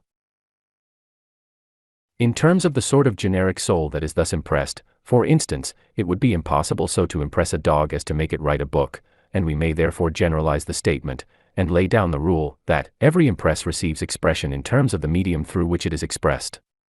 This becomes almost a self-obvious truism when put into plain language like this. Thus, if I paint a picture in oils, my impression is conveyed in terms of this medium, and if I paint one in watercolors, my conception will be conveyed in terms of that medium, and the methods of handling will be perfectly different in the two pictures. This applies all round, and if we keep this generalization in mind, it will render many things clear, especially in psychic matters, which would otherwise seem puzzling. Now we ourselves are included in the general creation, and consequently we have in us a generic or type basis of personality, which is entirely impersonal. This is not a contradiction in terms, though it may look like one. We belong to the class genus Homo, the distinctive quality of which is personality, that is to say, the possession of certain faculties which constitute us persons, and not things or animals, but at the same time this merely generic personality is common to all mankind, and is not that which distinguishes one individual from another, and in this sense it is impersonal, so we may call it our cosmic or impersonal personality. Now it is upon this cosmic element, inherent in all things from mineral to men, that thought power acts, because, being impersonal, it has no private purpose of its own with which to oppose the suggestion that is being impressed upon it. The only thing is, that according to the rule just laid down, the response will always be in terms of the cosmic element which we have thus set in motion. Therefore on the human plane it will always be in terms of personality. The whole thing comes to this, that we impart to this impersonal element the reflection of our own personality, and thereby create in it a certain personality of its own, which will express itself in terms of the inherent nature of the impersonal factor, which we have thus temporarily invested with a personal quality. We are continually doing this unconsciously, either for good or ill, but when we come to understand the law of it, we must try so to regulate the habitual current of our thoughts, that even when we are not using this power intentionally, they may only exercise a beneficial influence. In our normal state this cosmic element in ourselves is so closely united with our more conscious powers of volition and reasoning, that they constitute a single unity, and this is how it should be, only, as we shall see later on, with a difference. But there are certain abnormal states which are worth considering, because they make clearer the existence in us of this impersonal self, which in academical language is called the subliminal consciousness. The work of the subliminal consciousness exhibits itself in various ways, such as clairvoyance, clairaudience, and conditions of trance, all of which either occur spontaneously, or are induced by experimental means, such as hypnotism, but the similarity of the phenomena in either case shows that it is the same faculty that is in evidence. In those hypnotic experiments in which the operator merely makes the subject do some external act, we get no further than the fact that the person's individual will has been temporarily put to sleep, and that of the hypnotist has taken its place. Still even this shows a power of impressing upon the subliminal consciousness a personal quality of its own, but it does not enable it to exhibit its own powers. The object of such experiments is to exhibit the powers of the hypnotist, not to investigate the powers of the subliminal personality, which is of more importance in the present connection. But where the hypnotist employs his power of command to tell the subliminal self the patient to exercise its own powers, merely directing it as to the subject upon which it is to be exercised, very wonderful powers indeed are exhibited. Places unknown to the percipient are accurately described, correct accounts are given of what people are doing elsewhere, the contents of sealed letters are read, the symptoms of disease are diagnosed and suitable remedies sometimes prescribed, and so on. Distance appears to make no difference. In many cases time also does not count, and historical events of long ago, with the details of which the seer had no acquaintance, are accurately described in all their minutiae, which have afterwards been corroborated by contemporary documents. Nor are cases wanting in which events still future have been correctly predicted, as, for example, in Cazotte's celebrated prediction of the French Revolution, and of the fate that awaited each member of a large dinner party when it should occur, though this was a spontaneous case, and not under hypnotism, which perhaps gives it the greater value. The same powers are shown in spontaneous cases also, of which my own experiences related in a previous chapter may serve as a small example, but as there are many books exclusively devoted to the subject I need not go into further details here. If the reader be curious for further information, I would recommend him to read Gregory's Letters on Animal Magnetism. It was published some 50 years ago, and, for all I know, may be out of print, but if the reader can procure it, he will find that it is a book to be relied upon, the work of a professor of chemistry in the University of Edinburgh, who investigated the matter calmly with a thoroughly trained scientific mind. But what I want the reader to lay hold of is the fact that whether the action occur spontaneously or be induced by experimental means, these powers actually exist in us, and therefore in reckoning up the faculties at our disposal they must not be omitted. In our more usual condition, however, these faculties are subordinate to those which put us in touch with the everyday world, and I cannot help thinking that at our present stage this is the best place for them. In this place they have a special function to perform, which I will speak of in another chapter, and in the meanwhile for my own part one should prefer to leave their development to the ordinary course of nature, neither stimulating them by hypnotic influence, or autosuggestion, nor repressing them if they manifest themselves of their own accord. However, every one must follow his or her own discretion in this matter. The only thing is, do not deny the existence of these faculties in yourself because you may not consciously exercise them, for they hold a very important place in our complex personality. All such evidence on the subject as has come my way, appears to me to point to the fact, that it is through this impersonal or cosmic portion of our mind that thought power operates upon us, whether in the form of telepathy, or of healing treatment, or in any other way, and it is through this channel also that thought currents, not specially directed towards ourselves, nevertheless affect us, just as the first wireless telephone message sent on September 29, 1915, from the office of the American Telephone Company in New York, and directed to San Francisco, was simultaneously heard at San Diego, at Darien in Panama, and even as far away as Pearl Island, Honolulu, in the Pacific Ocean. We sometimes pick up messages which are not intended for us, so we must keep our receiver in perfect syntony of reciprocal vibration with the stations from which we require to receive messages, to the exclusion of others which would produce confusion. But I have strayed a little from our present point, which is rather that of giving out influence than of receiving it. Through the instrumentality of this impersonal cosmic soul we can send out our thought for the healing of disease, for the suggestion of good and happy ideas, and for many other beneficial purposes, though the extent of the result will of course be considerably influenced by the mental attitude of the recipient, which is therefore a factor to be reckoned with. But this power of sending out a subtle influence, call it magnetism or what you will, is not confined to operations upon the human subject. 2 ladies of my acquaintance experimented on 2 rose trees, which, to all appearances, were both in equally good condition. They daily blessed one and cursed the other, with the result that at the end of a month the anathematized plant had withered up from the roots, while the other was in an abnormally flourishing condition. Nor are we entirely without scientific backing even in such a case as this, for Professor Bose tells us in his work on the response of metals, that not only can they be poisoned by certain chemicals, so as to deprive them of their normal qualities, but that they can be mesmerized into a similar condition. Such facts as these therefore give considerable support to the theory of the existence in everything of a soul of the subject, which responds after its own manner to the power of human thought.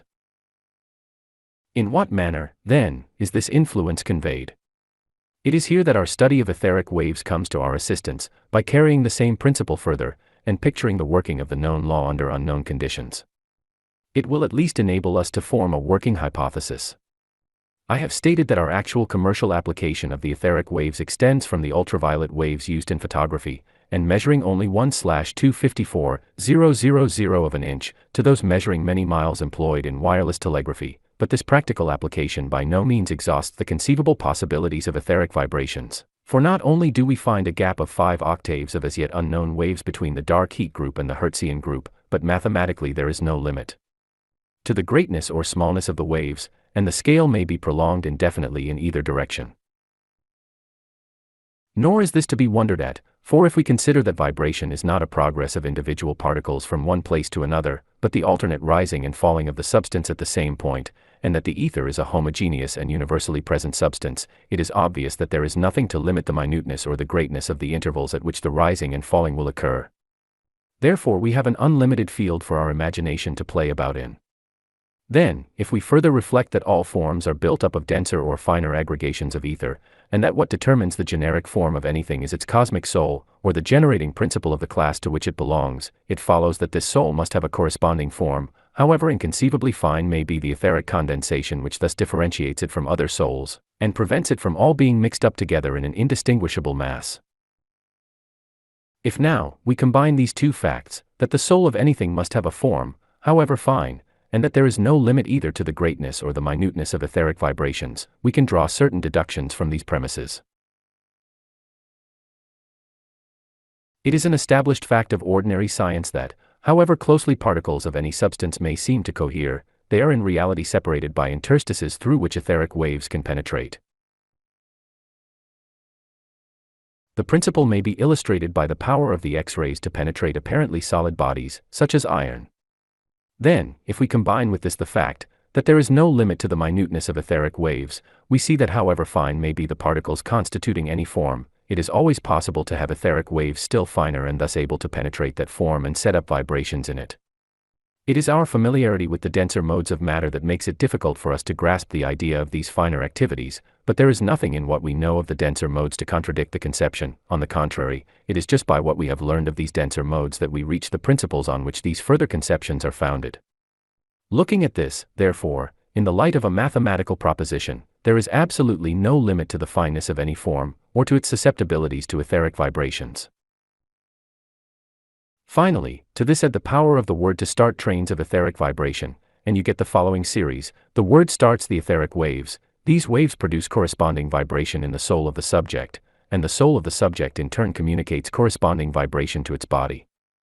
We may thus explain the creative power of thought on the basis of recognizable law, and so we believe, because we know why we believe, not because somebody else has told us so. Doubt is still the creative action of thought, only it is creating negatively, so it is helpful to feel that we have some reason for confidence in the power of the word. There are a great many Thomases among us, and as one of the number I shall be glad if I can help my brother Tommies to get a grip of the why and wherefore of the things which appear at first sight so fantastic and improbable. But the conception we are considering is not limited to concrete entities, whether persons or things. It applies to abstractions also, and it is for this reason that I have called it the soul of the subject. We often speak of the soul of music, or the soul of poetry, and so on. Thus our ordinary talk stands on the threshold of a great mystery, which, however, is simple enough in practice. If you want to get a clearer view of any subject than you have at present, address yourself mentally to the abstract soul of that subject, and ask it to tell you about itself, and you will find that it will do so. I do not say that it will do this in any miraculous manner, but what you already know of the subject will range itself into a clearer order, and you will see connections that have not previously occurred to you. Then again, you will find that information of the class required will begin to flow towards you through quite ordinary channels, books, newspapers, or conversation, without your especially laying yourself out to hunt for it, and again, at other times, ideas will come into your mind, you do not know how, but illuminating the subject with a fresh light. I cannot explain how all this takes place. I can only say from personal experience that it happens. But of course we must not throw aside ordinary common sense. We must sort out the information that comes to us, and compare it with our previous knowledge. In fact, we must work at it. There is no premium for laziness. Nor must we expect to receive by a sudden afflatus a complete acquaintance with some subject of which we are entirely ignorant. I do not say that such a thing is altogether impossible, for I cannot venture to limit the possibilities of the universe, but it is certainly not to be looked for in the ordinary course. I have sometimes been shown specimens of inspirational painting done by persons said to be entirely ignorant of art, and the ignorance is very apparent on the face of the work. I dare say an artist may be inspired in the production of a picture, but the technical training comes first, and the inspiration afterwards. The same I believe to be true of all other subjects, so that we come back to the maxim of the power always expressing itself in terms of the instrument through which it works. With this reservation, however, it appears to me that every class of subject has a sort of soul of its own with which we can put ourselves en rapport by, so to say, mentally unifying our own personality with its abstract principle. We are told by some teachers that we can in the same way even construct entities in the nature of our thought, and possessing a personality of their own with which we have endowed them. Whether this be the case I cannot say. I do not know all the secrets of the invisible. But if our thoughts do not create personal entities able to hang on their own hook, they create forces which come to much the same thing. They start waves in the universal etheric medium, which, like the electromagnetic waves of telegraphy, spread all round from the point of initial impulse, and are picked up whenever a center happens to be attuned to a similar rate of vibration, and each new center energizes these vibrations again with a fresh impulse of its own, so in this way thought currents become very real things. Such, then, is the power of our word, whether spoken or only dwelt upon in thought, to impress itself upon the impersonal element around us, whether in persons or things. We cannot divest it of the power, though we may intensify its action by deliberate use of it, with knowledge of the principle involved, and therefore, whether consciously or unconsciously, we are sending out the influence of our personality all the time. Now the more we know of these things the greater becomes our responsibility, and I would therefore solemnly warn the reader against any attempt to use the powers now indicated to the injury of any other person, or for the purpose of depriving any one else of that liberty of action which he would wish to enjoy himself. Such use of our mental powers is in direct opposition to the law of unity which I have spoken of, and since that law is the basic principle of the whole universe, any opposition to it places us in antagonism with a force immeasurably greater than ourselves. Our thought always continues to be creative, but in destructive use it becomes creative for destructive forces, and, since it has its origin in our own personality, we are certain sooner or later to feel its effects, on the principle that every action always produces a corresponding reaction. As we have seen, the law knows nothing of persons, but acts automatically in strict accord with the nature of the power which has set it in motion. Under negative conditions, the great law of the universe becomes your adversary, and must continue to be so, until by your altered mode of thought you put yourself in line with it. But on the other hand, if our intention be to cooperate with the great law, we shall find that in it also exists a mysterious soul of the subject, which will respond to us, however imperfectly we may understand its modus operandi. It is the intention that counts, not the theoretical knowledge. The knowledge will grow by experience and meditation, and its value is measured entirely by the intention that is at the back of it. Chapter 6. The Promises. We have now, I hope, laid a sufficiently broad foundation of the relation between the law and the word. The law cannot be changed, and the word can. We have two factors, one variable, and the other invariable, so that from this combination any variety of resultants may be expected. The law cannot be altered, but it can be specialized, just as iron can be made to float by the same law by which it sinks. Now let us try to figure out in our imagination an ideal of the sort of results we should want to bring out from these two factors. In the first place, I think we should like to be free from all worry and anxiety, for a life of continual worry is not worth living. And in the second, we should like always to have something to look forward to and feel an interest in, for a life entirely devoid of all interest is also not worth living. But, granted that these two conditions be fulfilled, I think we should all be well pleased to go on living ad infinitum. Now can we conceive any combination of the law and the word which would produce such results? That is the question before us. The first step is to generalize our principle as widely as possible, for the wider the generalization, the larger becomes the scope for specialization. The invariable factor we already know. It is the law, always creating in accordance with the word that sets it in motion, whether constructive or destructive, so what we really have to consider is the sort of word, i.e. thought or desire, which will set the law working in the right direction.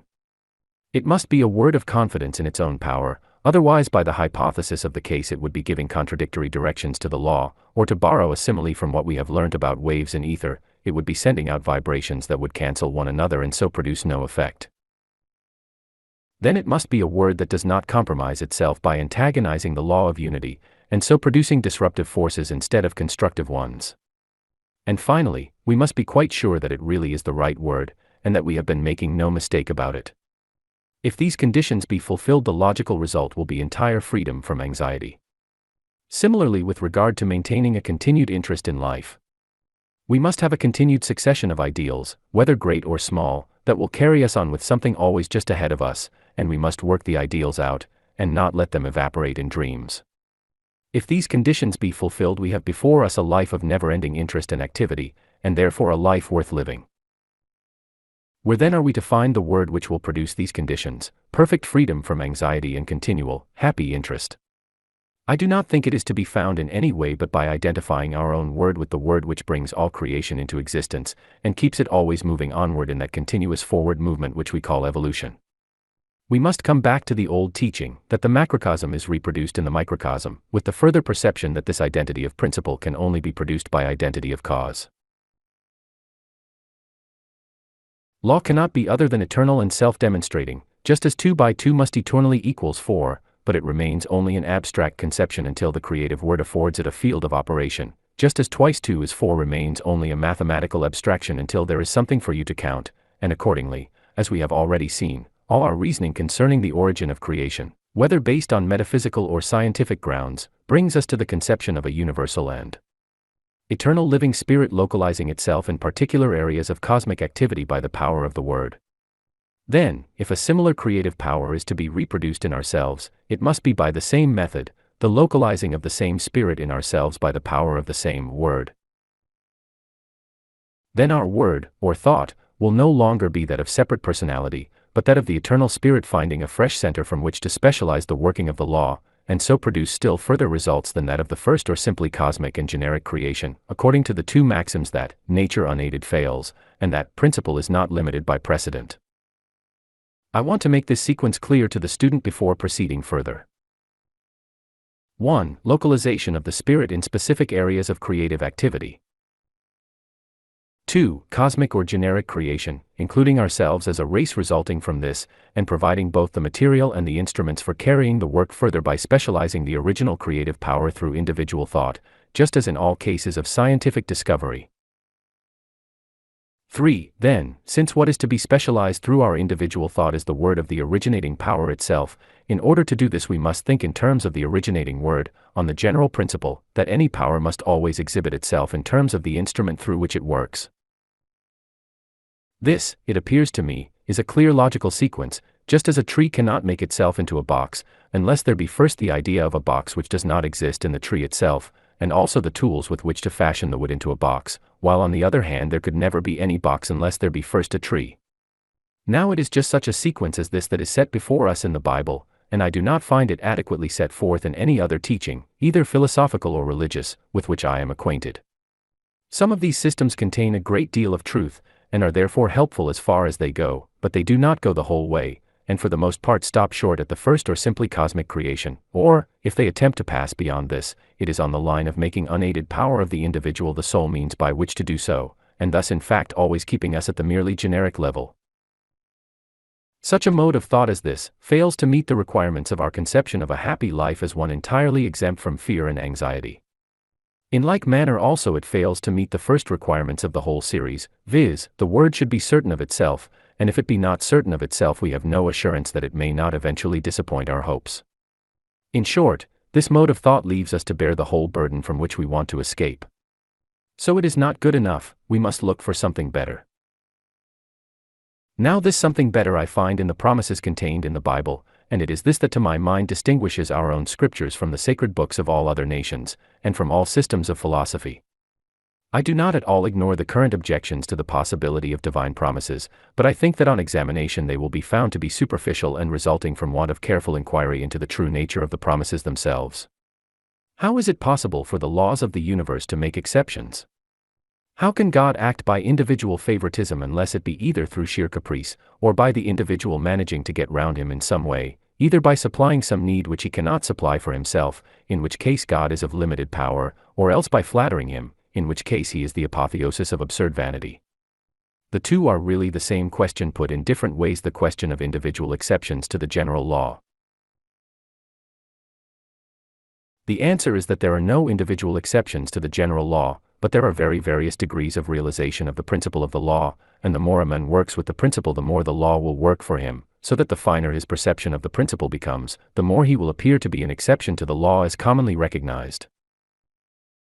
Edison and Marconi are not capriciously favored by the laws of nature, but they know more about them than most of us. Now it is just the same with the Bible promises. They are promises according to law. They are based upon the widest generalization and hence lead to the highest specialization through the combined action of the law and the word Jachin and Boaz, the two pillars of the universe. These promises comprise all sorts of desirable things: health of body, peace of mind, earthly prosperity, prolongation of life, and, finally, even the conquest of death itself, but always on one condition: perfect confidence in the power of the all-originating Spirit in response to our reliance on the Word. This is what the Bible calls faith, and it is perfectly logical when we understand the principle of it, for every thought of doubt is, in effect, the utterance of a word which produces negative results by the very same law by which the word of faith produces positive ones. This is the only condition which the Bible imposes for the fulfillment of its promises, and this is because it is inherent in the nature of the law by which their fulfillment is to be brought about. A few texts will suffice as examples of the Bible promises, and no doubt most of my readers are familiar with many others, but it would be worthwhile to read the Bible through, marking all such texts, and classifying them according to the sort of promises they contain. Read, for instance, Job 22:21, etc. This is a most remarkable passage containing among other things the promise of earthly wealth, or again Job v:19, etc., where we find promises of protection in time of danger, power over material nature, and prolonged life. While in Job 33:23, etc., there is promise of return to youth, a promise which is repeated in Psalm c. 5.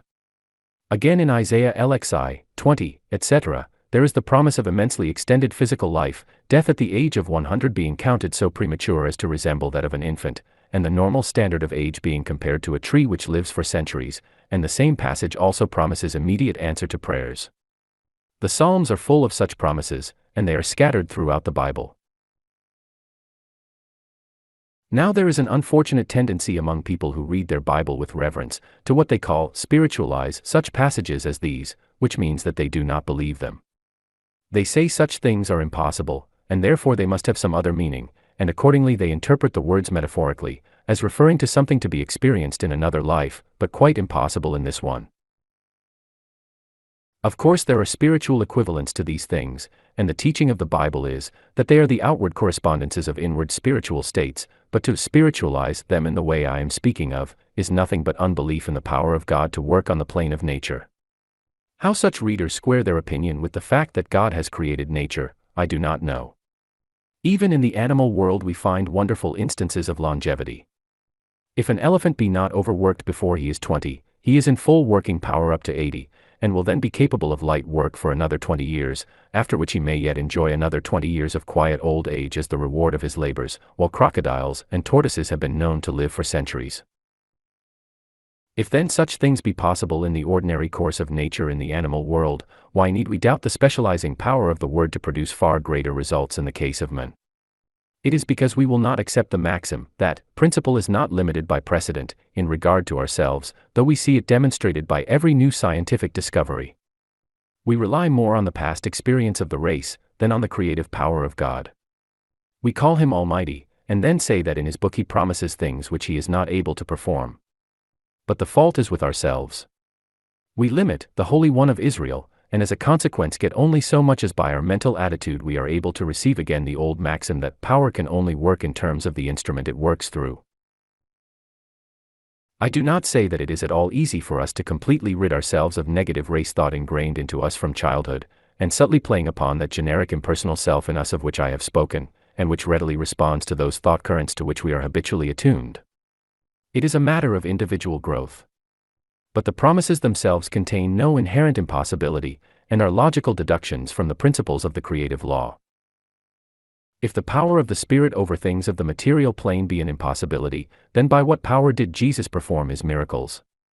Either you must deny his miracles, or you must admit the power of the Spirit to work on the material plane. There is no way out of the dilemma.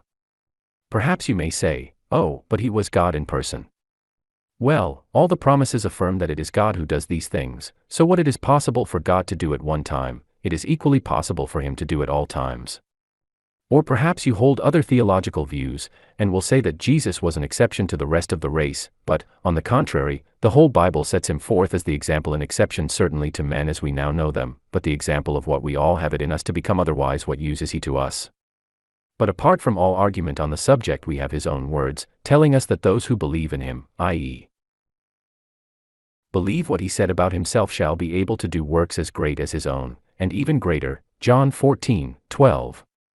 For these reasons it appears to me that on the authority of the Bible itself, and also on metaphysical and scientific grounds, we are justified in taking such promises as those I have quoted in a perfectly literal sense.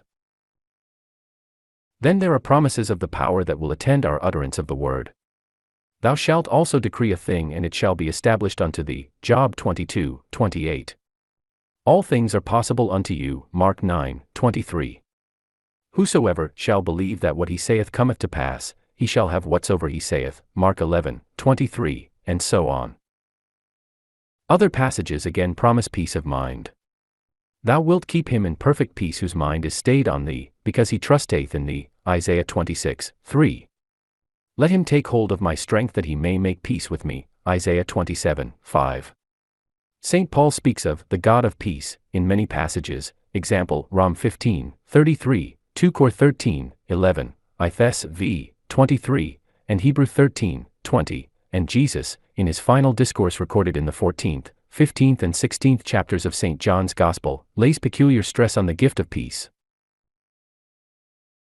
And lastly, there are many passages which promise the overcoming of death itself, as for instance Job 19:25-27, John 8, 51, and X, 28, and 11, 25 and 26, Hebrew 2, 14 and 15, I-Cor 15, 50-57, 2 Tim, I, 10, Rom 6, 23, the gift of God is eternal life in Jesus Christ, our Lord. God commanded the blessing, even life forevermore, P.S., Xixii, 3. Now I hope the reader will take the trouble to look up the texts to which I have referred, and not be lazy. I am sure he would do so if he were promised a £10 note or a $50 bill for his pains, and if these promises are not all bosh, there is something worth a good deal more to be got by studying them. Just run through the list: health, wealth, peace of mind, safety, creative power, and eternal life. You would be willing to pay a good premium to an insurance office that could guarantee you all these. Well, there is a company that does this without paying any premium, and its name is God and Company, Unlimited. The only condition is that you yourself have to take the part of company, and it is not a sleeping partnership, but a wide-awake one. So I hope you will take the trouble to look up the texts, but at the same time you must remember that the reading of single texts is not sufficient.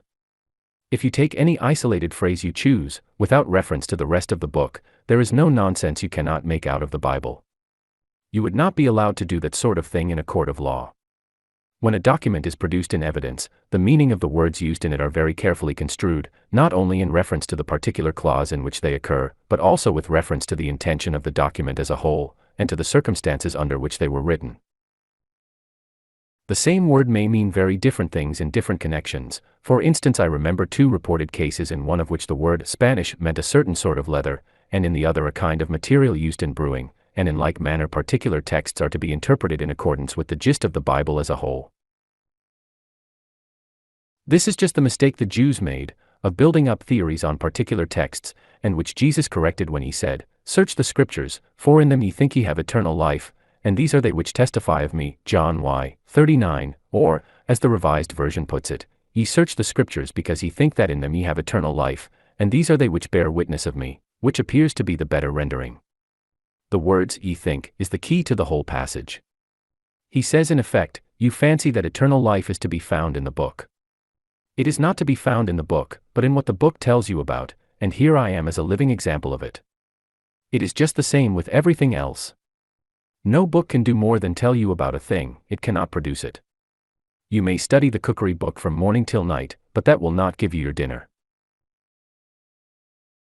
What Jesus meant was, that we should read the Scriptures in the same way we should read any other book of practical instruction. First think what it is all about, then look at the nature of the general principles involved, and then see what instruction the book gives you for their practical application. Then go and do it. And remember also a further difference between reading about a thing and doing it. A book is for everybody, and can therefore only give general instruction, but when you come to do the thing you will always find it works with some personal modifications, not departures from the general principles you have read about, but specializations of them, and in this way you will learn much that is not to be got out of books, even the best. I remember many years ago, when I was much younger, asking one of our leading watercolor artists, 3, how he would recommend me to study landscape painting, and he said, "Practice continually from nature, and you will learn more than anyone can teach you." That is how I have learnt, myself. On the subject, then in question, he said just what Jesus did: "Here I am as a practical example of what I tell you." And another thing is, that the more you think principles out for yourself and try to observe them in practice, the clearer the meaning of your book will become to you. I have a few excellent books on painting, but I had no idea how excellent they were when I first got them. Practical experience has taught me to find much more in them than I did at first, for now I understand better what they are talking about. Well, that is the way to read the Bible, neither despising it as worthless tradition, nor treating the mere letter of it with superstitious veneration. Both extremes are to be equally avoided. In fact, the Bible tells us so itself: "The letter killeth, but the Spirit giveth life." 2 Cor 3, 6. This, of course, does not mean that the letter can be tampered with, any more than a judge can alter the wording of a document put in evidence. It must be interpreted in the general sense of the document as a whole, and when the letter is thus vivified by the Spirit, it will be found fully to express it. But we require to enter into the spirit of it first. Now it appears to me, that taken in this way, the Bible is an exceedingly practical book, and that is why I want the reader to get at some general principles which he will find, mutatis mutandis, equally applicable all round, whether to electricity, or to life, and whatever may be the subject matter, it will always be found to resolve itself into a question of the relation between law and personality. If now we read the Bible promises in the light of the general principles we have considered in the earlier pages, we shall find that they are all promises according to law. They are statements of the results to be obtained by a true realization of the principles of law and personality than we have hitherto apprehended. We must always bear in mind that the law is set in motion by the Word. The Word does not make the law, but gives it something to work upon, so that without the Word there could be no manifestation of the law, a truth embodied in the maxim that every creation carries its own mathematics along with it. If the reader remembers what I have said in the chapter of the soul of the subject, he will see that the principle involved is that of the susceptibility of the impersonal to suggestions from the personal. This follows, of course, from the very conception of impersonality. It is that which has no power of selection and volition, and which is therefore without any power of taking an initiative on its own account. In a previous chapter, one have pointed out that the only possible conception of the inauguration of a world system resolves itself into the recognition of one original and universal substantive life, out of which proceeds a corresponding verb, or active energy, reproducing in action what the substantive is in essence. On the other hand, there must be something for this active principle to work in, and since there can be nothing anterior to the universal life or energy, both these factors must be potentially contained in it. If, then, we represent this eternal substantive life by a circle with a dot in the center, we may represent these two principles as emerging from it by placing two circles at equal distance below it, one on either side, and placing the sign plus in one, and the sign minus in the other. This is how students of these subjects usually map out the relation of the prima principia, or first abstract principles. The plus sign indicates the active principle, and the sign minus the passive principle. If the reader will draw a little diagram as described, it will help to make what follows clearer. Necessarily the initiative must be taken by the active principle, and the taking of initiative implies selection and volition, that is to say, the essential qualities of personality, and passivity implies the converse of all this, and therefore is impersonality. The two principles in no way conflict with one another, but are polar opposites, like the positive and negative plates of a battery, or the two ends of a magnet. They are complementary to one another, and neither can work without the other. A little consideration will show that this is not a mere fancy, but a self-obvious generalization, the contrary to which it is impossible to conceive. It is simply the case of the box which cannot come into existence without the activity of the carpenter and the passivity of the wood. From such considerations as this, the deep thinkers of old times posited the generating of a world system by the interaction of what they named animus Dei, the active principle, and anima mundi, or soul of the universe, the passive principle, the one personal, and the other impersonal, and by the hypothesis of the case the only mode of activity possible to anima mundi is response to animus Dei. But the same impersonal passivity must also make anima mundi receptive likewise to lesser and more individualized modes of personality, and it becomes, so to say, fecundated by the ideas thus impressed upon it. In every case, the word is the seed. We may picture this planting of an idea or word in the cosmic soul as acting very much like the initial impulse that starts a train of waves in ether, and these thought waves are reproduced in corresponding forms, or, to recur to the simile of seed, the cosmic soul acts like the soil and gives it nourishment.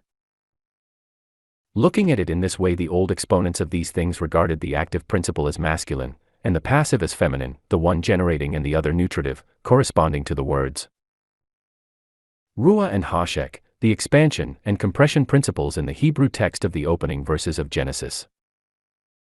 If then we posit this impersonal soul of the universe as the living principle dwelling in the substance of the etheric universal medium, it will account for a good many things. If it be asked why we should assume the presence of a living principle in the universal substance, the answer is in the maxim, quod ex vivo vivum, what proceeds from life is living. Then, as we see by our diagram, anima mundi equally with animus Dei proceeds from the original substantive of life, and therefore, on the principle of the above maxim, that like produces like, anima mundi must also be a living thing whose vehicle is the universal substance. We may picture then, the response of the indwelling soul of the universal medium to our thought, as starting corresponding vibrations in the substance of the medium, just as our own thought, acting through the vibratory system of our nerves, causes our body to make the movement we intend. But perhaps you will say, how can this be, seeing that by the hypothesis the soul of the universe is impersonal, and therefore unintelligent? Well, it is just this fact of having no thought of its own that enables us to impress our thought upon it and cause it, so to say, to take on an intelligence relatively to the subject of our thought, much in the same way that the impersonal soul in the human subject takes on or reflects the thought of the hypnotist, and not infrequently develops it to a far greater extent than the original thought of the operator expressed. Such a hypothesis, and I think some such hypothesis, is needed to account for any creation at all, throws light on the modus operandi of the Bible promises. We plant the word of the promise in the womb of anima mundi, and if we do not uproot it by using the same power adversely, it is bound to come to fruition in due course, by the same law by which the world systems are formed. And if we are to believe that the word of the promise is not our own word, but the word of God, then our thought of it is imbued with a corresponding power as we hand it over to anima mundi. Thus the promises fulfill themselves automatically, in accordance with the principles of the relations between law and personality, and they do so not in our own power, but by the power of the word of God. This, then, gives us at least an intelligible working hypothesis of the rationale of the Bible promises.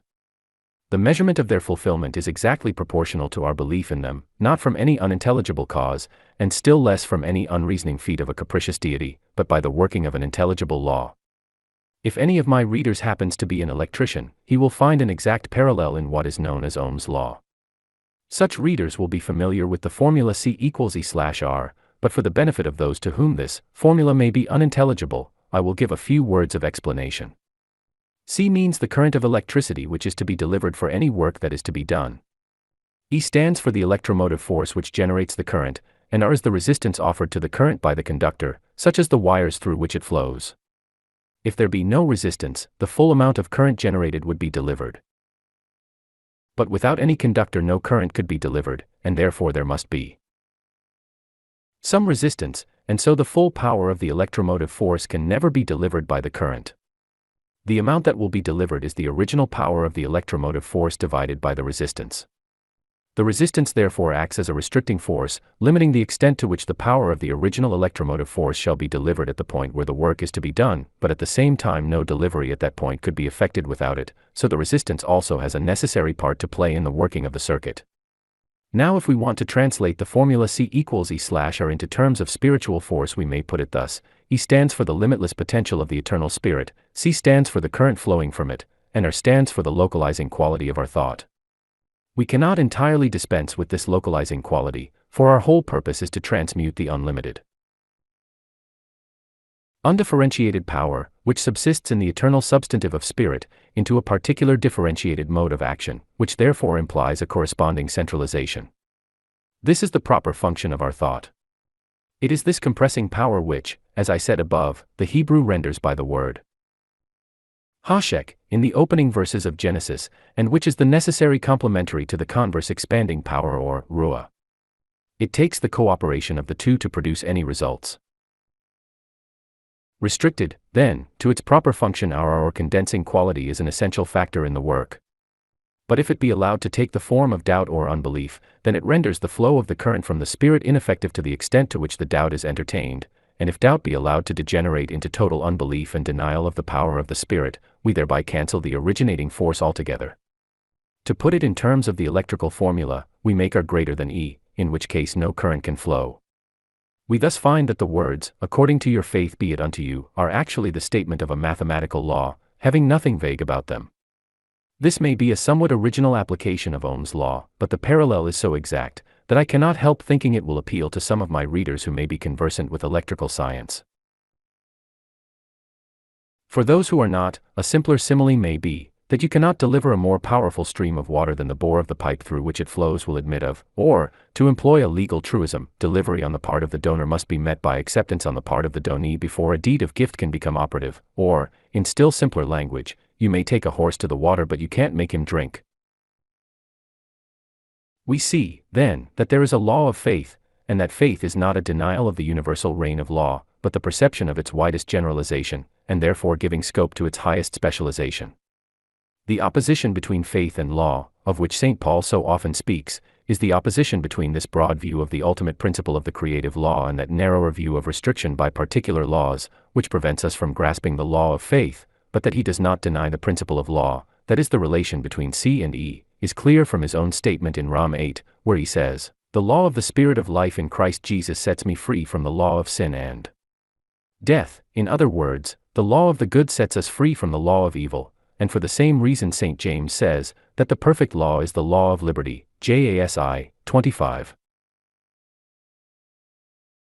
Of course, if we suppose that faith is something contrary to the law of the universe, we at once import into our thought the negative quality which entirely vitiates our action. We rightly perceive that the laws of the universe can never be altered, and if our notion of faith be that it is an attempt to work in contradiction to these laws, the best definition we can give it is that given by the little girl in the Sunday school, who said that faith is trying to make yourself believe what you know is not true. The reason for such a misconception is that it entirely omits one of the factors in the calculation. It considers only the law, and gives no place to the word in the scheme of things. Yet we do not carry this misconception into the sciences of chemistry and electricity.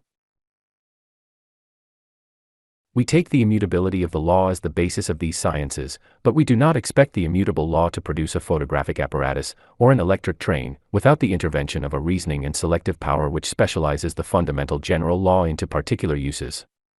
We do not look to the law for those powers of reasoning and selection, through which we make it work in all the highly complex ways of our ordinary commercial applications of it. We know better than that.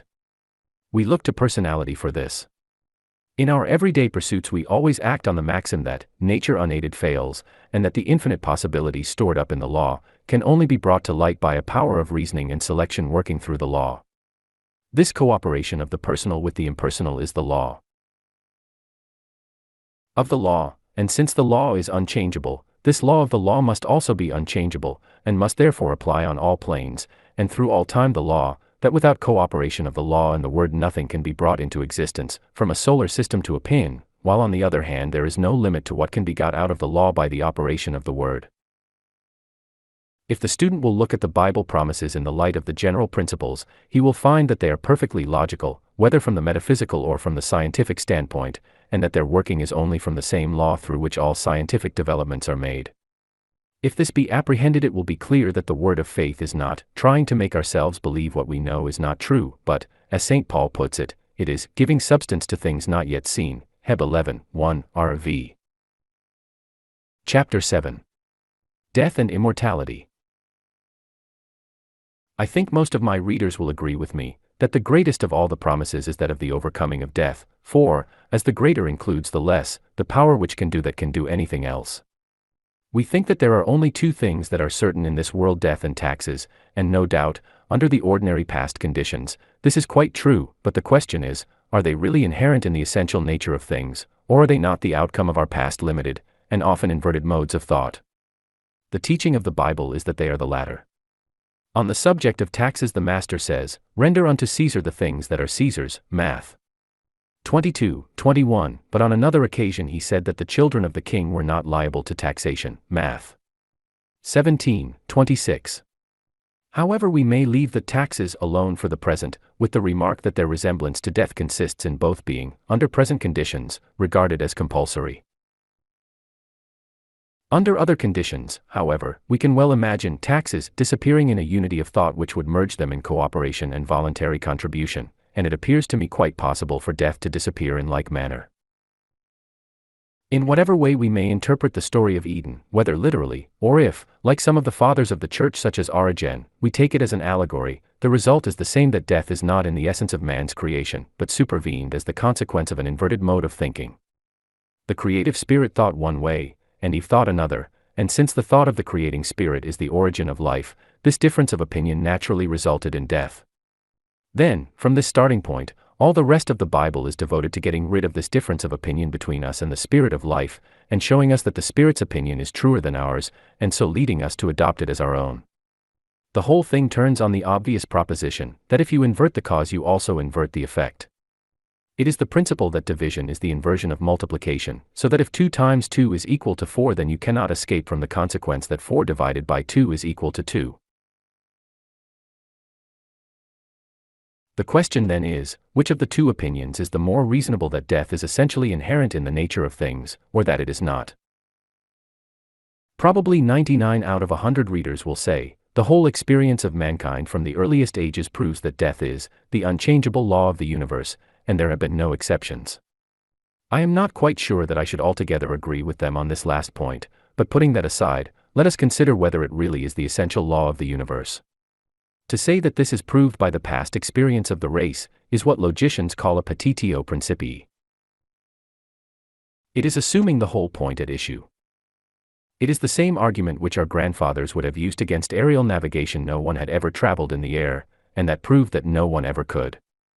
My father, who was a junior officer in India when the first railway was run in England, used to tell a story of one of his senior officers, who, on being asked what he thought of the rapidity of the new mode of traveling, said he thought it was all a damned lie, which opinion appeared to him to settle the whole question. But I hope that none of my readers will hold the same opinion regarding the overcoming of death, even though they might express it in more polite language. At any rate, it may be worthwhile to examine the theoretical possibility of the idea.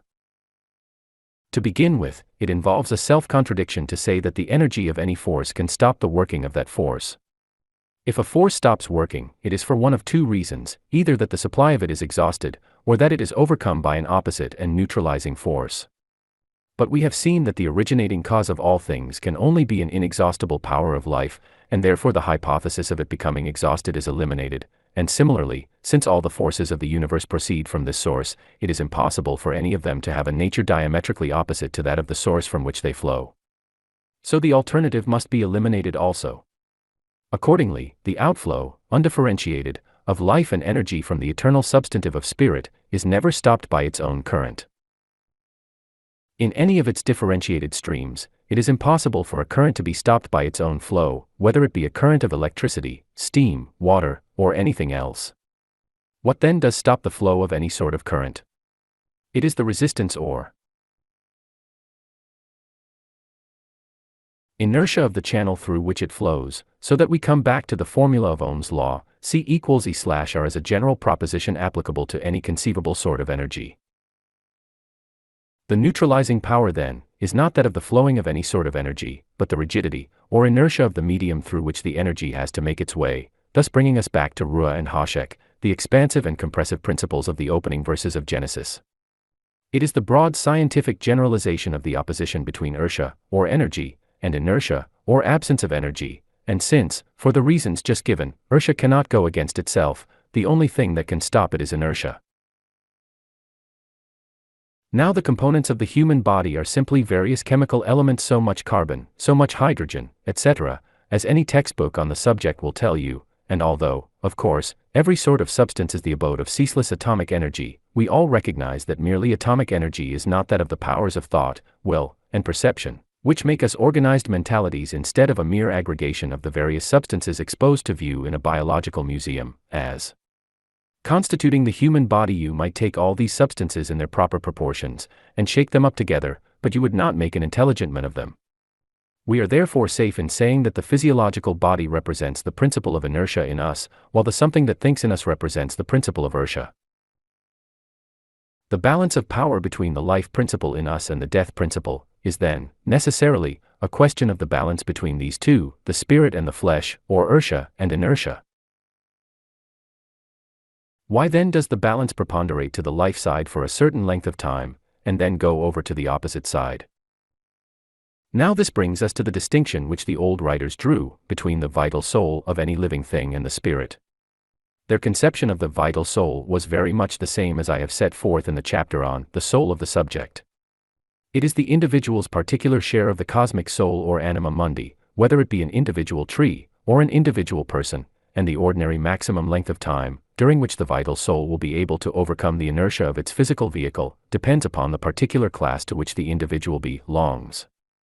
What the ordinary maximum is in regard to any species is a matter of experience, and it is in this way that we have fixed the usual limit of human life at 60 years and 10. Now it is here that we shall begin to profit by some knowledge about the invisible part of ourselves. The actual molecules of our body, as I have just said, are only so much dead matter. This inert material is pulled about in various directions by strings which we call muscles, according to the movements we wish our bodies to make, and these muscles are set in motion by the vibrations of the nerves. Point 4. But what is it that occasions these vibrations of the nerves? Here we begin to pass beyond the limits of official science, though not beyond the limits of recognizable law. We have to recognize the existence of an etheric body acting as an intermediary between intention, desire, or, in the case of human beings, thought of the soul and the physical vibrations of the nerves. This is why, in an earlier chapter, I have drawn attention to our power of sending out etheric vibrations beyond the limits of the physical body, as in the case of Desroches' experiments. Such experiments show that there is in us something not composed of dense matter, which is able to convey vibrations to dense matter, and it is this something which we speak of as the etheric body. But if we wish to trace the links by which our thought operates upon the physical body, we find ourselves compelled to postulate yet another intermediary, what I have spoken of as the vital soul, a vehicle which does not consciously think, but in which what we may call race consciousness becomes centered in the individual. This race consciousness is none other than the ever-present will to live, which is the basis of physical evolution, that automatically acting principle which causes plants to turn towards the sun, animals to seek their groper food, and both animals and men to try instantly to escape from immediate danger. It is what we call instinct which does not reason. I may give a laughable experience of my own to illustrate the fact that conscious reason is not the method of this faculty. Once when on leave from India, I was walking along a street in London in the heat of a summer's day and suddenly noticed just at my feet a long dark thing apparently wriggling across the white glare of the pavement. "Snake!" I exclaimed, and jumped aside for all I was worth, and the next moment was laughing at myself for not recollecting that cobras were not common objects in the London streets. But it looked just like one, and of course turned out to be nothing but a piece of rag.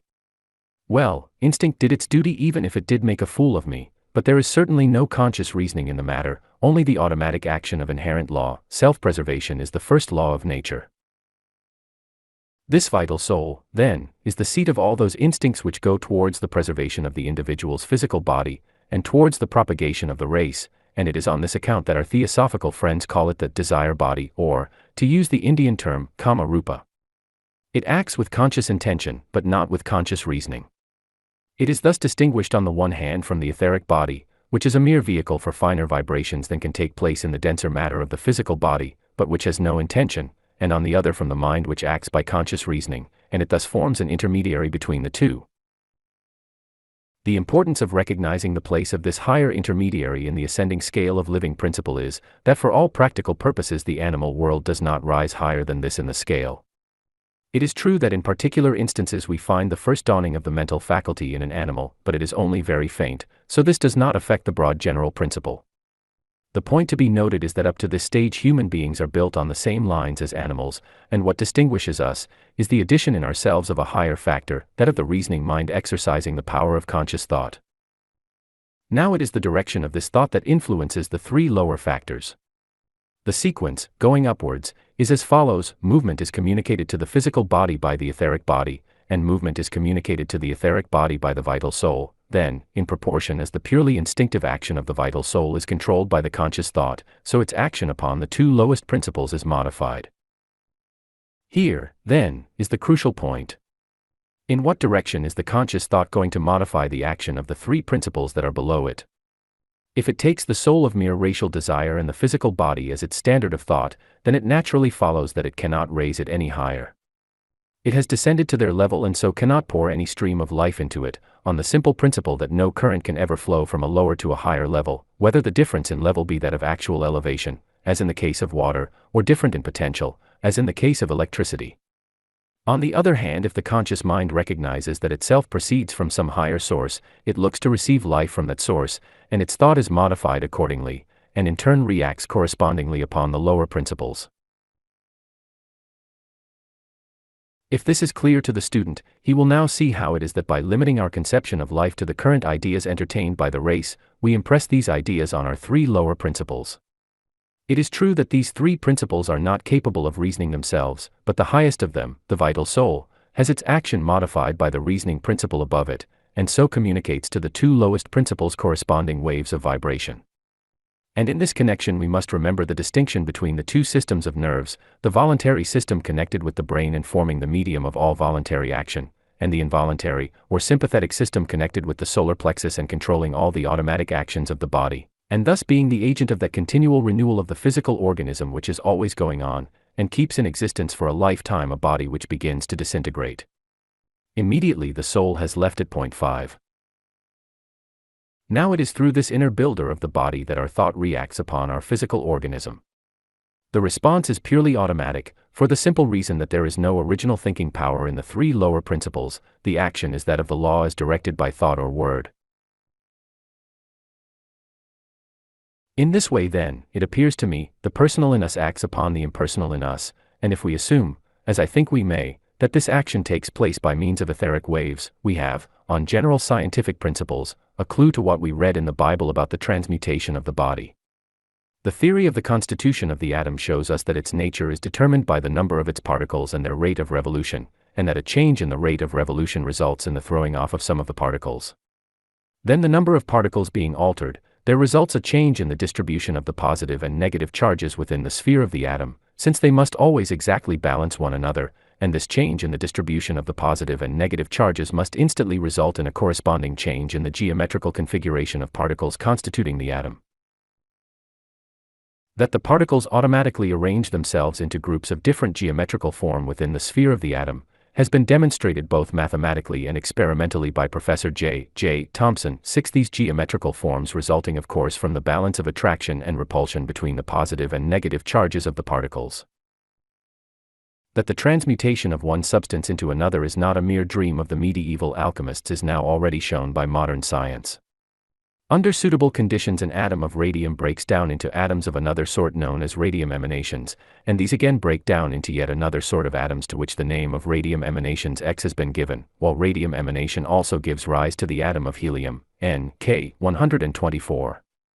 Thorium also behaves in the same manner, transmuting into atoms called thorium X, which again change into atoms of another sort to which the name of thorium emanations has been given, and these in turn transmute into atoms of yet another kind, known as thorium emanations X. The same is the case also with uranium, which, however, so far as is yet known, undergoes only one transmutation into what is known as uranium X. The transmutation of one sort of atom into another is therefore not a mere visionary fancy, but an established fact, and although our laboratory experiments in this direction may not as yet have gone very far, they have gone far enough to show that a law of transmutation does exist in nature.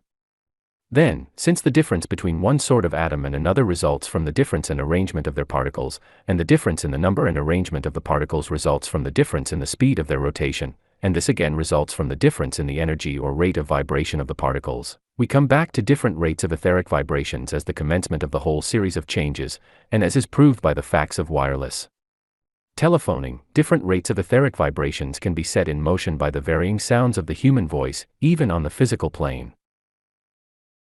May it not be then, that by the same law, vibrations of other wavelengths, yet unknown to science, will be set in motion by the unspoken word of our thought? The substance known as polonium, even by its near approach to an electric bell, causes it to ring, and if etheric waves can thus be started by an inanimate substance, why should we suppose that our thought has less power, especially when metaphysically we cannot avoid the conclusion that the whole creation must have its origin in the divine thought? From such considerations as these, I think we may reasonably infer that if the mind be illuminated by a range of thought coming from a higher mind, there is no limit to the power which may thus be exercised over the material world, and that therefore St. Paul's statement regarding the transmutation of the present physical body is one which should be included in the circle of our ideas, as being within the scope of the laws of the universe when their action is specialized by the power of the Word, I Cor 15, and similarly with regard to other statements to the same effect contained in the Bible. What is wanted is the realization of a greater word than that which we form from the current experience of the race.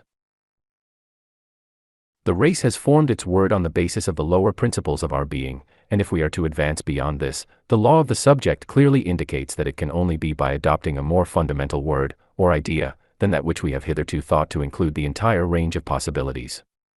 The law of our further evolution demands a word not formed from past experiences, but based upon the eternal principle of the all-originating life itself. And this is in strict accord with scientific method. If we had always allowed ourselves to be ruled by past experiences, we should still be primitive savages, and it is only by the gradual perception of underlying principles that we have attained the degree of civilization we have reached today. So what the Bible puts before us is simply the application to the life in ourselves of the maxim that principle is not limited by precedent. Now the Bible promises serve to put us on the track of this principle. They suggest lines of inquiry. And the inquiry leads to the conclusion that the two ultimate factors are the law and the word. What we have missed hitherto is the conception of the limitless possibilities of the law, and the limitless power of the word.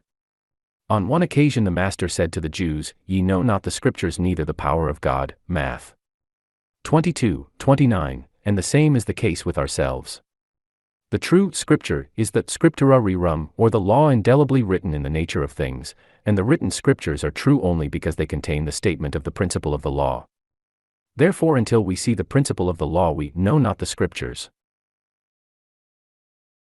On the other hand, until we see the principle of the operation of the word through the law, we do not know the power of God, and it is only as we come to perceive the interaction of the law and the word that we see the beginning of the way that leads to life and liberty. But although it is evident from the text just quoted, as well as from other intimations in his epistles, that St. Paul fully grasped the principle of the transmutation of the body, he himself tells us that he has not yet realized it in practice. He says he has not yet attained to the resurrection from the dead, but is still pressing on towards its attainment, ph. 3:12. And it is to be remarked that he is not here speaking of a general resurrection of the dead, but, as the word exanastasis in the original Greek indicates, of a special resurrection from among the dead. This indicates an individual achievement, not merely something common to the whole race. From this and other passages it is evident that by the dead it means those whose conception of life is limited to the four lower principles, thus unifying the mind with the three principles which are below it, and the same idea is expressed in a variety of ways all through the Bible. This therefore shows that he is quite aware that knowledge of a principle does not enable us then and there to attain the completeness of the application. And if this be the case with St. Paul, we cannot be surprised to find it the same with ourselves. But on the other hand, knowledge of the principle is the first step towards getting it to work. Well, St. Paul is dead and buried, and so I suppose will most of us be in a few years, so the question confronts us, what becomes of us then? As Milton puts it in Il Penseroso, we want to unsphere the spirit of Plato and unfold what worlds or what vast regions hold the immortal mind that hath forsook her mansion in the fleshly nook. Yes, this is a question of deep personal interest to us, but as I cannot speak from experience, I will restrict myself to seeing whether we can form any sort of general hypothesis on the basis of the principles we have recognized. What then is likely to survive? The physical body is of course disintegrated by the chemistry of nature. The etheric body probably continues to retain its form longer, because it is a condensation of etheric particles wrought together by the etheric waves sent out by the vital soul, and is therefore not subject to the laws of chemical affinity. The vital soul, being the race principle of life in the individual.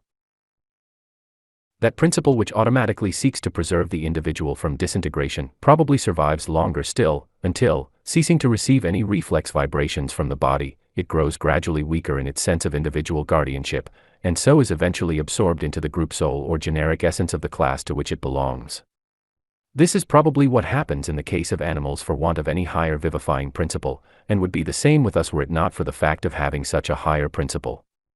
In our case, I should imagine that the influx of etheric waves, received from the thought action of the mind, would have the effect of continuing to impress the vital soul with a sense of individuality, in terms of its own plane, which would prevent it from being absorbed into the group soul so long as the vital current from the mind continued to reach it.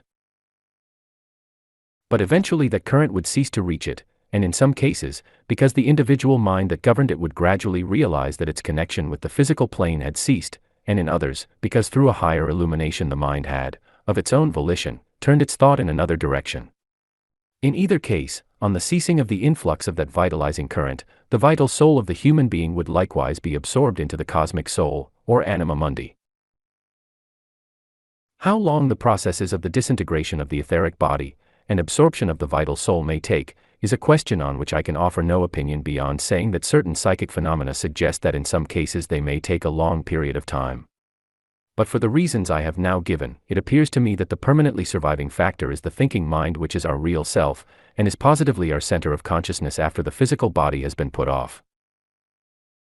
By the facts of the case, its consciousness is no longer affected by vibrations received from the physical body, and therefore, to the extent to which our idea of life has been centered in that body, we shall feel its loss.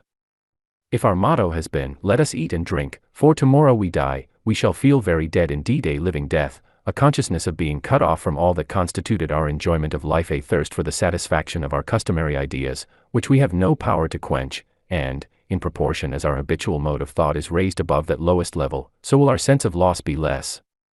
Then, by the same law, if our habitual mode of thought is turned towards pure, beautiful, and helpful ideals, we shall feel no loss at all, for we shall carry our own ideals with us, and, I hope, see them more clearly by reason of their disentanglement from mundane considerations. In what precise way we may then be able to work out our ideals I will not now stop to discuss. What we want first is a reasonable theory, based upon the principle of that universal law which is only varied in its actions by the conditions under which it works. So, instead of speculating as to precise details, we may generalize the question of how we can work out the good ideals which we carry over with us, and put it this way: our ideas are embodied in thoughts. Thoughts start trains of etheric waves, which waves induce reciprocal action whenever they meet with a receiver capable of vibrating synchronously with them, and so eventually the thought becomes a fact, and our helpful and beautiful ideal becomes a work of powers whether in this world or in any other. Now it is to the forming of such ideals that the Bible, from first to last, is trying to lead us. From first to last it is working upon one uniform principle, that the thought is the word, that the word sets in motion the law, and that when the law is set in motion it acts with mathematical precision. The Bible is a handbook of instruction for the use of our creative power of thought, and this is the sequence which it follows, one definite method, so fundamental in its nature, that it applies equally to the making of a packing case or the making of a solar system. Now we have formed a generalized conception, based on this universal method, of the sort of consciousness we are likely to have when we pass out of the physical body. Then our thought naturally passes on to the question, what will happen after this? It is here that some theory of the reconstitution of the physical body appears to me to hold a most important place in the order of our evolution. Let us try to trace it out on the general lines of the creative power of thought indicated above, the keynote to which is that the law is specialized by the word, and cannot of itself bring out the infinite possibilities contained in it without such specializing, just as in all scientific development of ordinary life. The clue to the whole question is, that our place in the universal order is to develop the infinite resources of the original life and substance into actual facts. Nature unaided fails. The personal factor must cooperate with the impersonal, alike for setting up an electric bell, or for the furtherance of cosmic evolution, and the reason it is so is, because it could not possibly be otherwise. If now we start by recognizing this as our necessary place in the progressive order of the universe, I think it will help us to form a reasonable theory as to the reconstruction of the body. First of all, why have we any physical body at all? As a matter of fact we have one, and no amount of transcendental philosophizing will alter the fact, and so we may conclude that there is some reason for it. We have seen the truth of the maxim, omni vivum ex vivo, and therefore that all particular forms of life are differentiations of the one basic life. This means a localizing of the life principle in individual centers. The formation of a center implies condensation, for where there is no condensation the energy, whether electricity or life, is simply dispersed and achieving no purpose. Therefore distinctness from the undifferentiated original life is a necessity of the case. Consequently, the higher the degree of consciousness of individuality, the greater must be the consciousness of distinctness of personality. We say of a wobbly sort of person, that fellow is no use, you can't depend on him. We say of a person whose ideas, intentions, and methods are subject to continual variations under all sorts of outside influences, whether of opinions or circumstances, that he has no backbone, meaning that he is in want of individuality. He has no real thought of his own, and so has no word of power by which to cooperate with the law. Therefore, to the extent to which this is the case with any of us, we are of no use in furthering the unfoldment of evolution, whether in ourselves or anywhere else. Now we talk a lot about evolution or the unfolding, but we seem often not to realize that there must be something to unfold, and that therefore involution, or the concentration of the life principle, must be a condition precedent to its evolution. This process of involution must therefore be a process of gradually increasing concentration of the life principle, by association with denser and denser modes of the universal substance. Then, on the principle of vibration, the less dense the substance in which the life is immersed, the more it must be subject to being stirred by vibratory currents other than those produced by the conscious action of the ego, or inherent life, of the individuality that is being formed. But, the sum of the vibrations in anything determines the mode, power, and direction of its action. Therefore, the less the ego be concentrated through association with a dense vehicle, the more wobbly it must be, and consequently the less able to take any effective part in the further work of creation. But in proportion as the ego builds up an individual will, the more it gets out of the wobbly state, or, to refer once more to the idea of etheric waves, it becomes able to select what vibrations it will receive, and what vibrations it will send out. The involution of the ego into the physical body, such as we at present know it, is therefore a necessity of the case, if any effective individuality is to be brought into existence, and the work of creation carried on instead of being cut short, not for want of material, but for want of workmen capable of using the tools of the builder's craft, the law as strength, and the word as beauty. The descending arc of the circle of being is therefore that of the involution of spirit into denser and denser modes of substance, a process called in technical language by the Greek name elusin, and the process continues until a point is reached where spirit and substance are in equal balance, which is where we are now. Then comes the tug of war. Which of the two is to predominate? They are the expansive and constrictive primal elements, the ruah and hashek of the Hebrew Genesis. If the constrictive element be allowed to go further than giving necessary form to the expansive element, it imprisons the latter. The condensation becomes too dense for the ego to receive or send forth vibrations according to its free will, and so the individuality becomes lost. If the condensation process be not carried far enough, no individuality can be built up, and if it be carried too far, no individuality can emerge, so in both cases we get the same result, that there is no one to speak the word of power without which nature unaided fails. Thus we are now exactly at the bottom of the circle of being. We have completed the descending arc and reached the point where the realization of the distinctness of conscious individuality enables us to choose our own line, whether that of progressing through the stages of the ascending arc of being, or of falling out from the living circle of progression, at least for a period, into what is sometimes mystically spoken of as the moon, or, in descending order, the eighth sphere, and which is called in Scripture the outer darkness, the rigidity, which stops the action of life. Therefore it is with regard to this stage of our career that the Bible lays so much stress on the conflict between the spirit and the flesh. It is a fact in the course of our evolution, and the purpose of the Bible is to teach us how to move forward along the ascending arc of the circle of being, so as to build up individualities which will be able to use the tools of intelligence and will in the great work of evolution, both personal and cosmic. Now what is shown diagrammatically as the ascending arc of the circle of life is the return from its lowest point, or the full consciousness of personal distinctness, gained through the material body, back to its highest point, or the originating life itself. This is the truth embodied in the parable of the prodigal son. It is a cosmic truth, and this return journey is technically called by the Greek name anactorion. It is the rising again, that is from matter to spirit, and is the resurrection principle. But what is accomplished by the journey of the ego round the circle of life? A new center of intelligence and volition is established. From this the creative word of power can be spoken. A complete man has been brought into existence, who can take a free and intelligent part in the further work of creation, by his understanding of the interaction between the law and the word. The volume of the sacred law lies open before us, and the vibratory power of the word to give effect to it is the blazing star that illuminates its contents, and so we become fellow workers with the great architect of the universe. For these reasons it appears to me that our self-recognition in a physical body is a necessary step in our growth. But why should the reconstruction of a physical body be either necessary or desirable? The answer is as follows. Obviously, self-recognition is the necessary basis for all use of those powers of selection and volition by which the impersonal law is to be specialized so as to bring to light its limitless potentialities, and self-recognition means the recognition of our personal distinctness from our environment. Therefore it must always mean the possessing of a body as a vehicle, by means of which to act upon that environment, and to receive the corresponding reaction from it. In other words, it must always be a body constituted in terms of the plane upon which we are functioning.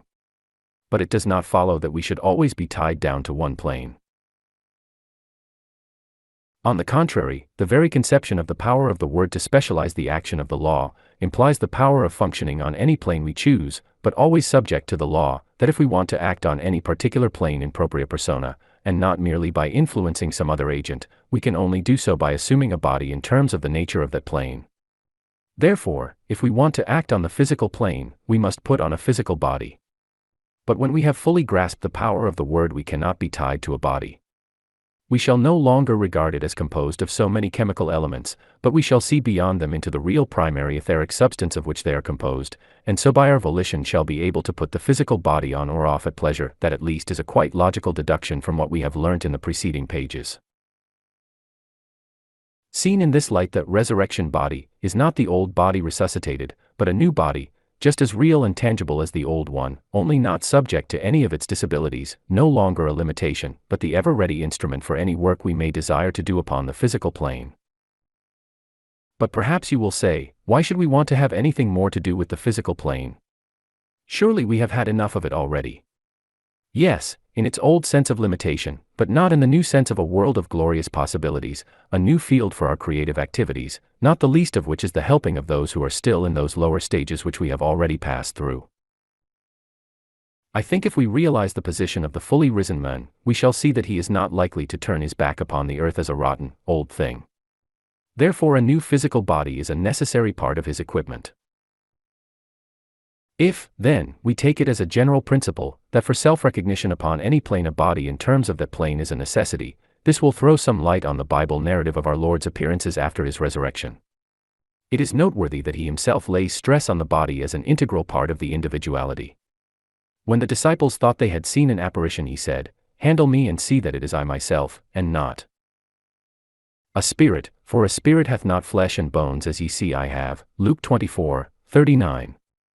This very clearly states that the spirit without a corresponding body is not the complete I myself, yet from the same narrative we gather that the solid body in which he appeared is able to pass through closed doors, and to be disintegrated and reintegrated at will. Now on the electronic theory of the constitution of matter which I have spoken of in the earlier part of this book, there is nothing impossible in this, on the contrary it is only the known law of synchronous vibration carried into those further ranges of wavelengths which, though not yet produced by laboratory experiment, are unavoidably recognized by the mathematicians. In this way then the resurrection of the body appears to me to be the legitimate termination of our present stage of existence. What further developments may follow, who shall say? For we must remember that the end of one series is always the commencement of another, that is the doctrine of the octave. But this is far enough to look forward in all conscience. As to when the completion of our present stage of evolution will be attained, it is impossible even to hazard a guess, but that the individual attainment of such a resurrection is not dependent on any particular date in the world's history, is clearly the teaching of Scripture. When Martha said to Jesus that she knew her brother would rise again, at the last day, he ignored the question of the last day, and said, "I am the resurrection and the life," St. John 11:25, and similarly St. Paul puts it forward as a thing to be attained, ph. 3:15. It is not a resurrection of the dead but from among the dead that St. Paul is aiming at, not an anastasis ton nikron, but an anastasis ek ton nikron. Doubtless there are other passages of Scripture which speak of a general resurrection, which to some will be a resurrection to condemnation, St. John v. 29, a resurrection to shame and everlasting contempt, Den 12:2. This is a subject upon which I will not attempt to enter. I have a great many things to learn, and this is one of them, but if the Bible statements regarding resurrection are to be taken as a whole, these passages cannot be passed over without notice. On the other hand, the Bible statements regarding individual resurrection are there also, and the general principle on which they are based becomes clear when we see the fundamental relation between the law and the Word. Only we must remember that the Word that can thus set in motion the law of life, and make it triumph over the law of death, cannot be spoken by the limited personality which only knows itself as John Smith or Mary Jones. We must attain a larger personality than that, before we can speak the Word. And this larger personality is not just John Smith or Mary Jones magnified. That is the mistake we are all so apt to fall into. Mere magnification will not do it. A square will continue to be a square however large you make it, it will never become a circle.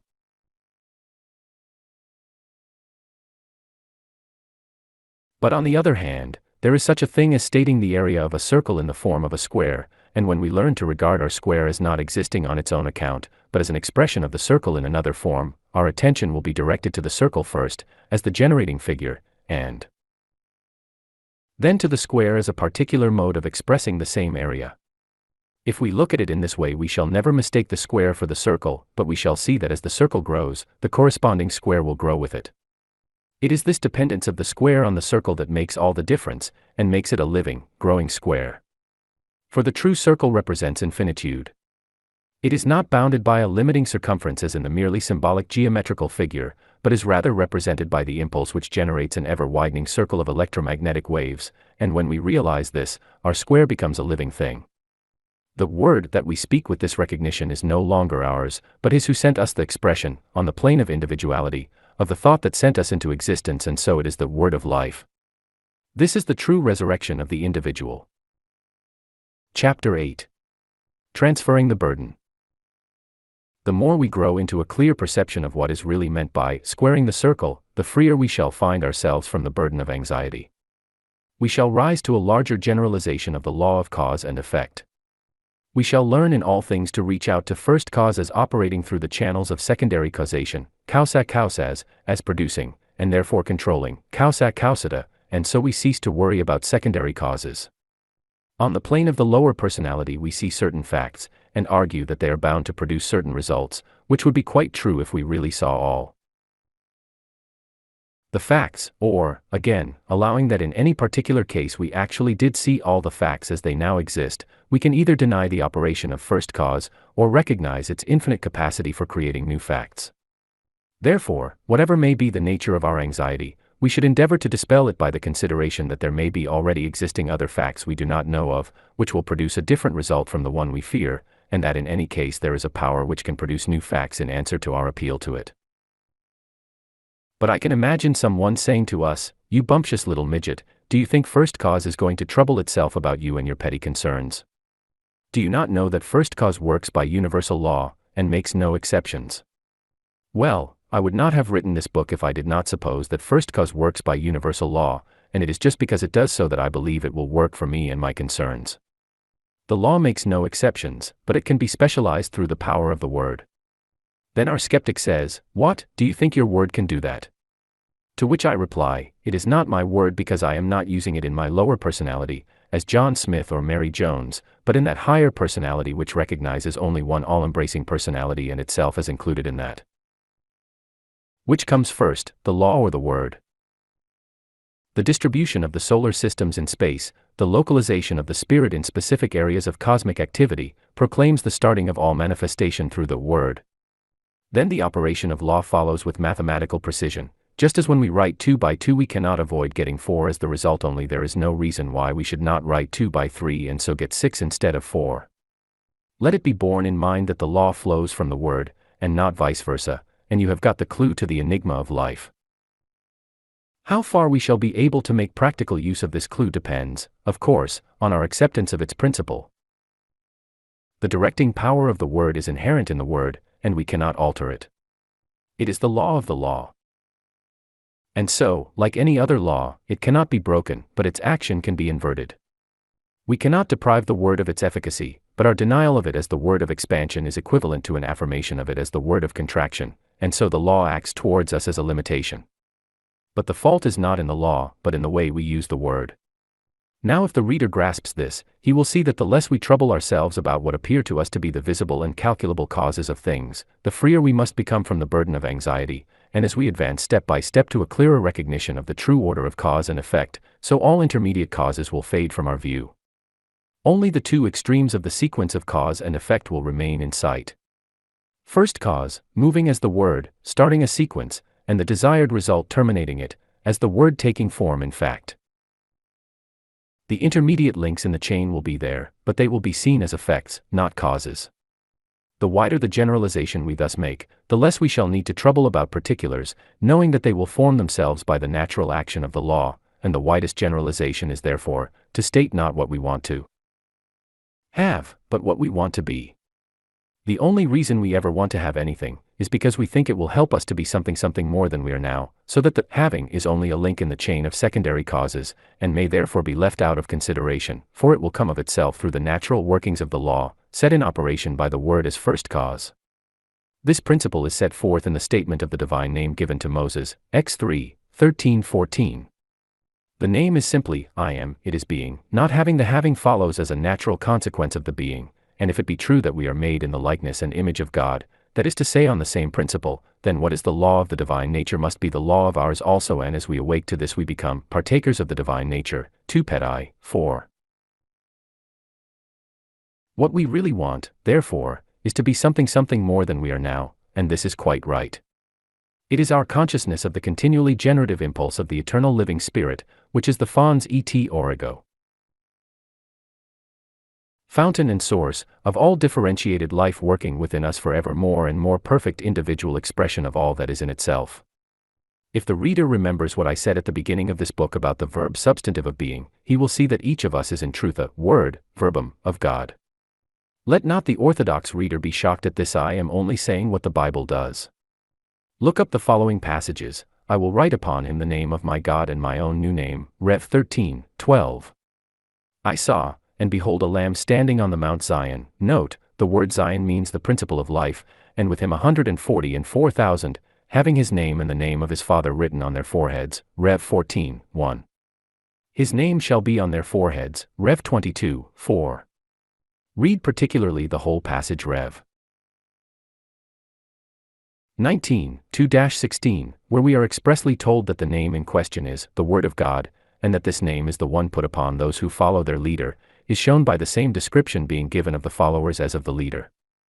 They all ride upon white horses, and the horse is the symbol of the intellect. Also in the case of the leader, the peculiarity of his name is that no one knows it but himself, and in Rev 2:17, exactly the same thing is said of the new name to be given to him that overcometh.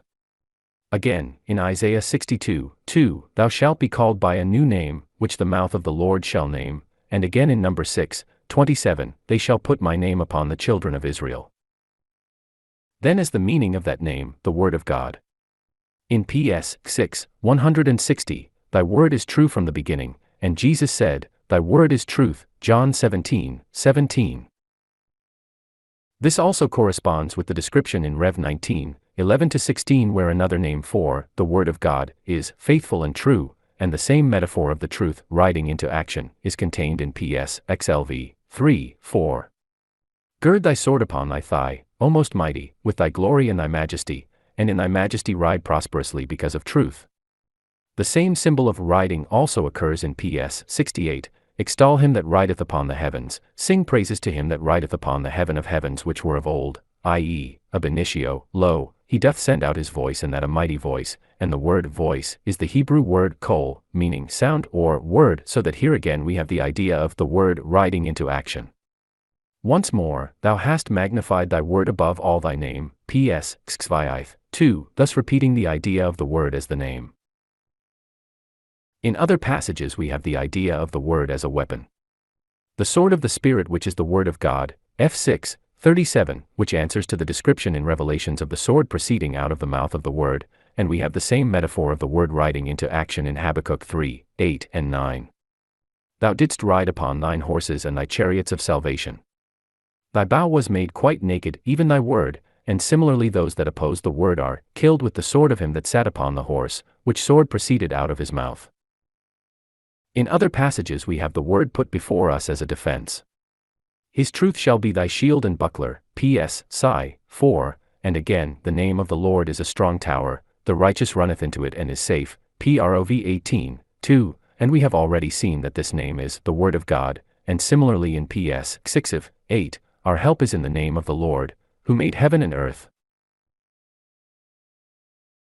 Lastly, we get the word as the final deliverance from all ill. Into thy hand I commit my spirit, thou hast redeemed me, O Lord God of truth, PS 31:5. And the reason of all this is because his truth endureth to all generations, PS C 5, it is everlasting, changeless principle. By the word of the Lord were the heavens made, and all the host of them by the breath of his mouth, PS 33:6, as is also said of the word in the opening of St. John's Gospel and First Epistle. Now a careful comparison of these and similar passages will make it clear that the sequence presented to us is as follows. The word is the passing of the verb substantive of being into action. It is always the same in principle, on whatever scale, and therefore applies to ourselves also, so that each one of us is a word of God. We are this by the very essence of our being, and that is why the first thing we are told about man is, that he is made in the image and likeness of God.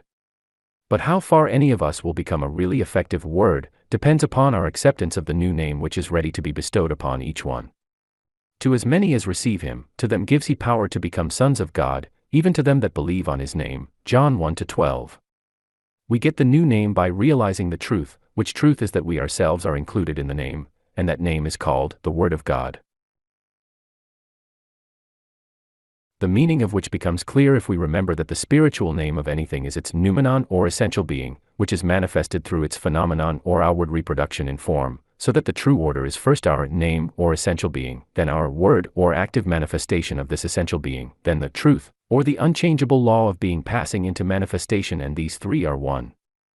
Then when we see that this is true of ourselves, not because of some arbitrary favoritism making us exceptions to the human race, but because it is the working on the plane of human individuality of the same power and the same law by which the world has come into existence, we can see that we have here a principle which we can trust to work as infallibly as the principle of mathematics, and that therefore the desire to become something more than we now are is nothing else than the eternal spirit of life seeking ever fuller expression. The correction which our mode of thinking needs therefore is to start with being, not with having, and we may then trust the having to come along in its right order, and if we can get into this new manner of thinking, what a world of worry it will save us. If we realize that the law flows from the word, and not vice versa, then the law of attraction must work in this manner, and will bring to us all those conditions through which we shall be able to express the more expanded being towards which we are directing our word, and as a consequence, we shall have no need to trouble about forcing particular conditions into existence. They will grow spontaneously out of the seed we have planted.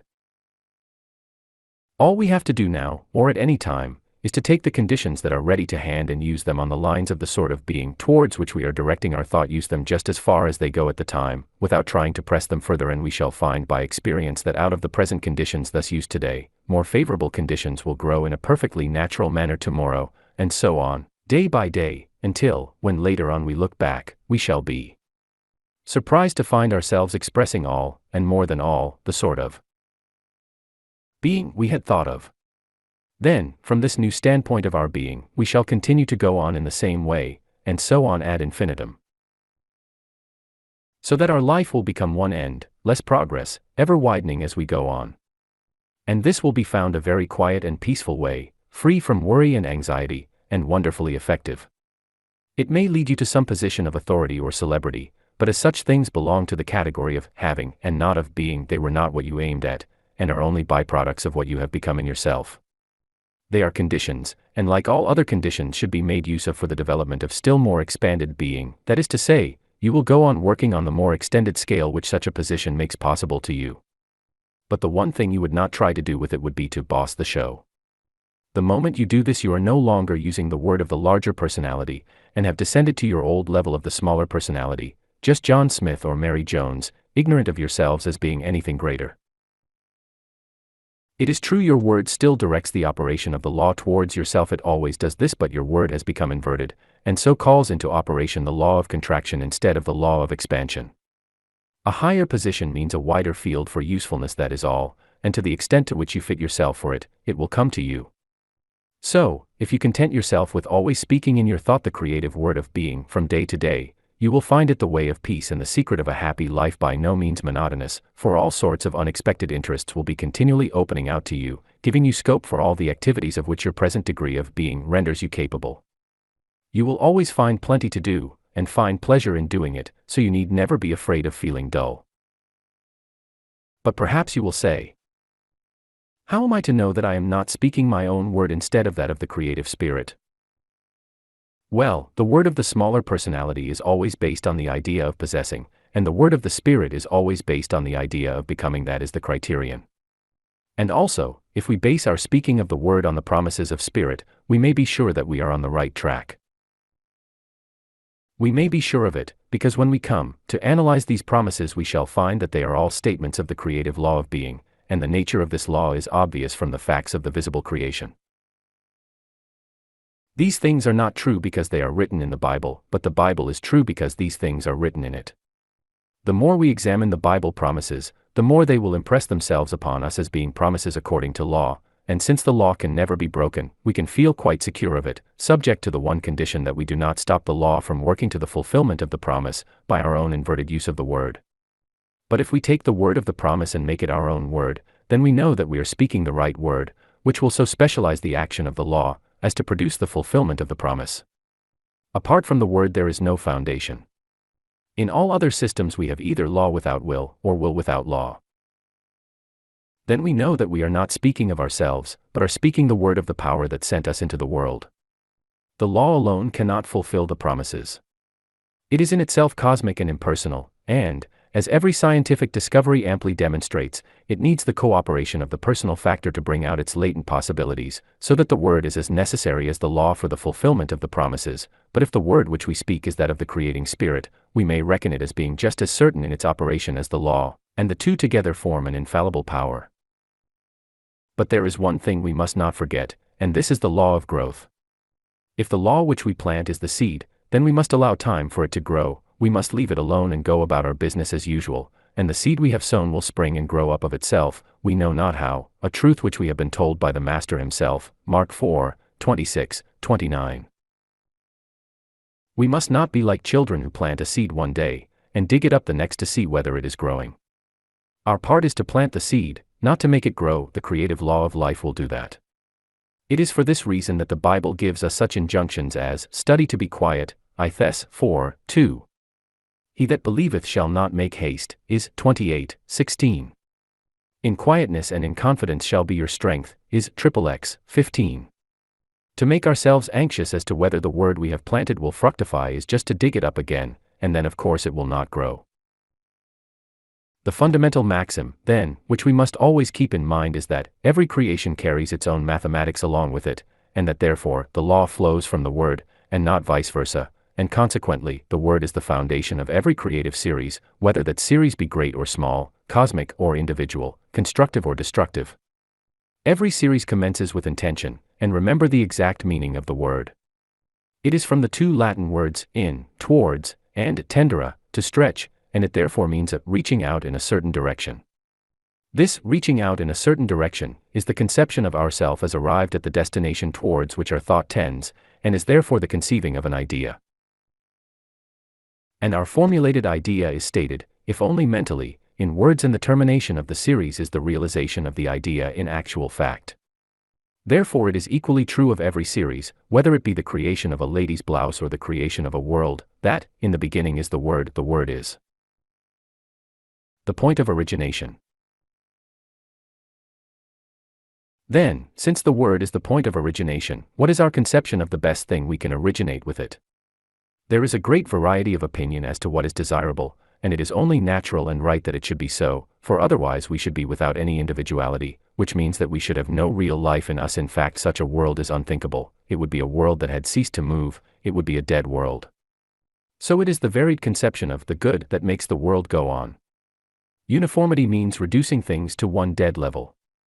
But on the other hand, there must be unity of action resulting from unity of purpose, otherwise the world logically terminates in internecine strife. If then the world is to go on, it can only be by means of unity expressing itself in variety, and therefore the question is, what is the unifying desire which underlies all the varieties of expression? It is a very simple one. It is just to enjoy living.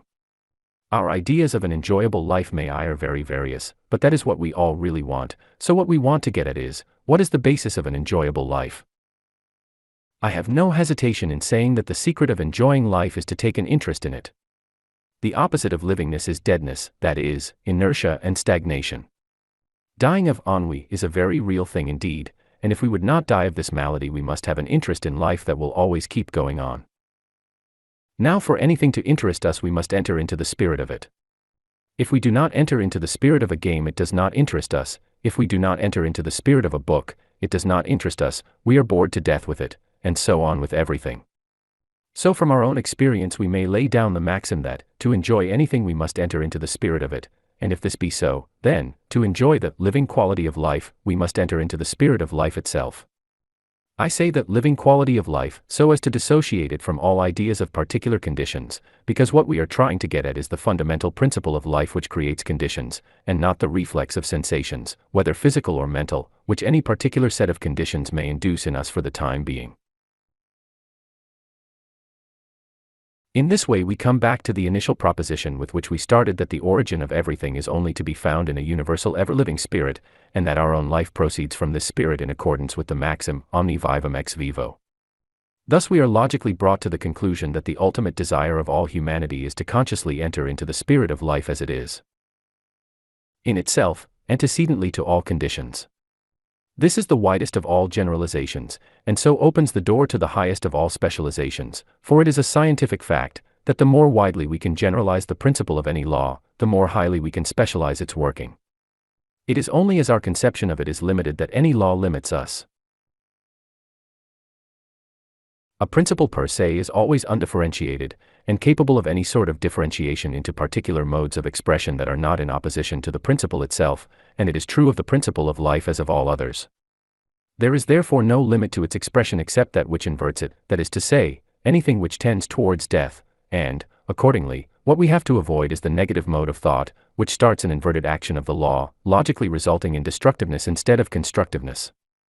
But the mistake we make from not seeing the basic principle of the whole thing, is that of looking to the conditions to form the life, instead of looking to the life to form the conditions, and therefore what we require is a standard of measurement for our thought, by which we shall be able to form the perfect word which will set in motion the law of cause and effect in such a manner as to fulfill that basic desire of life, which is common to all humanity. The perfect word must therefore fulfill two conditions. It must have the essential quality of the undifferentiated eternal life, and it must have the essential quality of genus homo. It must say with Horace, homo sum, nihil humani mihi alienum puro, I am man, I regard nothing human as alien to myself. When we think it out carefully, there is no escaping the conclusion that this must be the essential quality of the perfect word we are in search of. It is the final logical inference from all that we have learnt regarding the interaction between law and personality, that the perfect word must combine in itself the quality of each. It must be at once both human and divine. Of course, all my readers know where the description of such a word is to be found, but what I want them to realize is the way in which we have now reached a similar description of the perfect word.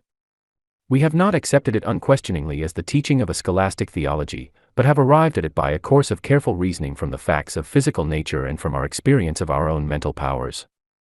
This way of getting at it makes it really our own. We know what we mean by it, and it is no longer a mere traditional form of words. It is the same with everything else. Nothing becomes our own by being just told about it. For instance, if I show an artist a picture, and he tells me that a boat in it is half a mile away from the spectators, I may accept this on his authority, because I suppose he knows all about it. But if next day a friend shows me a picture of a bit of coast with a fishing boat in the distance, and asks me how far off that boat is, I am utterly stumped because I do not know how the artist was able to judge the distance. But if I understand the principle, I give my friend a very fair approximation of the distance of the boat. I work it out like this. I say, the immediate foreground of the picture shows an amount of detail which could not be seen more than 20 yards away, and the average size of such details in nature shows that the bottom edge of the picture must measure about 10 yards across. Then from experience I know that the average length of craft of the particular rigging in the picture is, say, about 80 feet, and I then measure that this length goes 16.5 times across the picture on the level where the boat is situated, and so I know that a line across the picture at this level measures 80 times 16.5 equals 1,320 feet equals 440 yards. Then I make the calculation, 10 yards, 440 yards, 20 yards, the distance required to be ascertained 440 times 20 tenths is equal to 880 yards, 1,760 yards, equals 1 mile, and 1,760 divided by 2 is equal to 880 yards.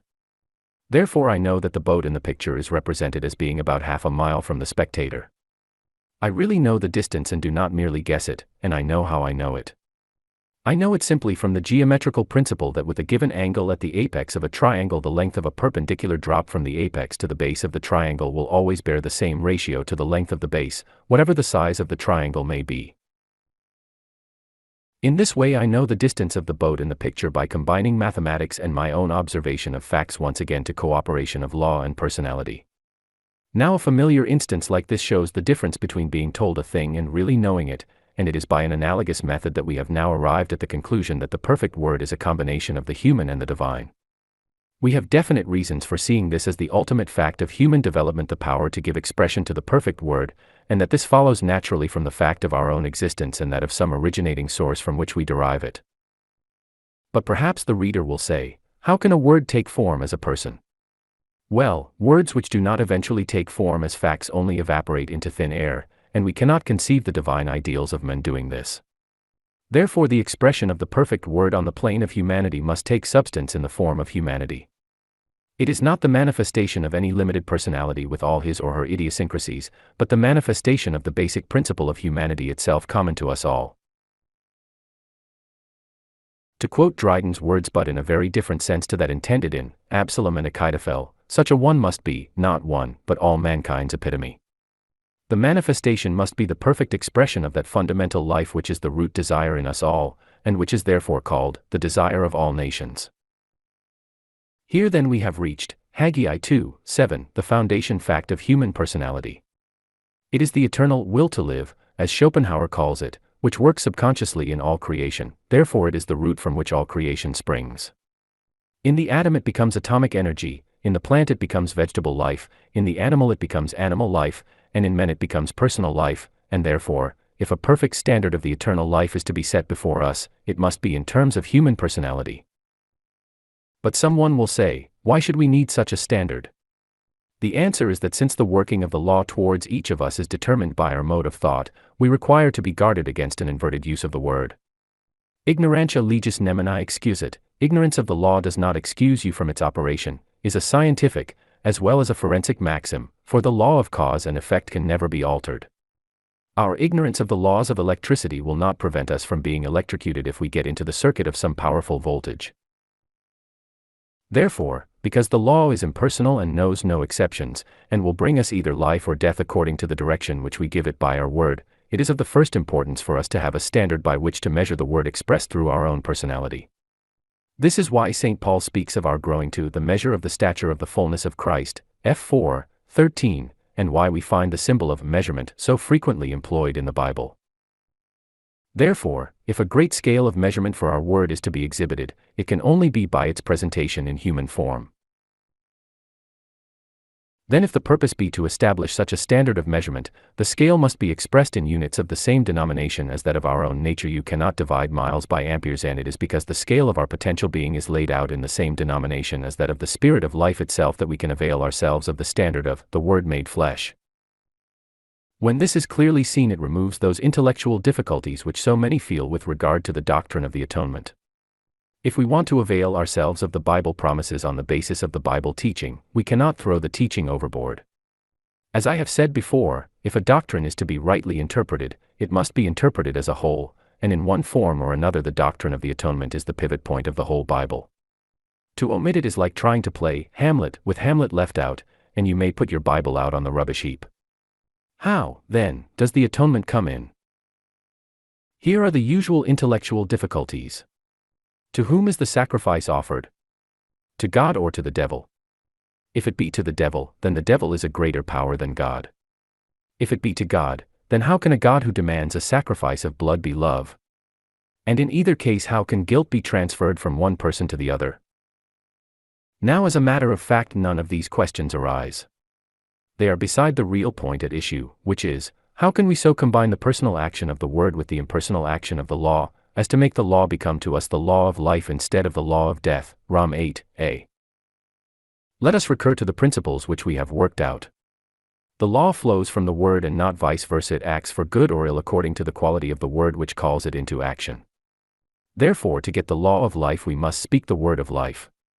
Then, on the principle of omni vivum ex vivo, the word of fundamental basic life, which is not subject to conditions because it is antecedent to all conditions, can only be spoken through consciousness of participating in the eternal life which is the fons et origo of all particular being.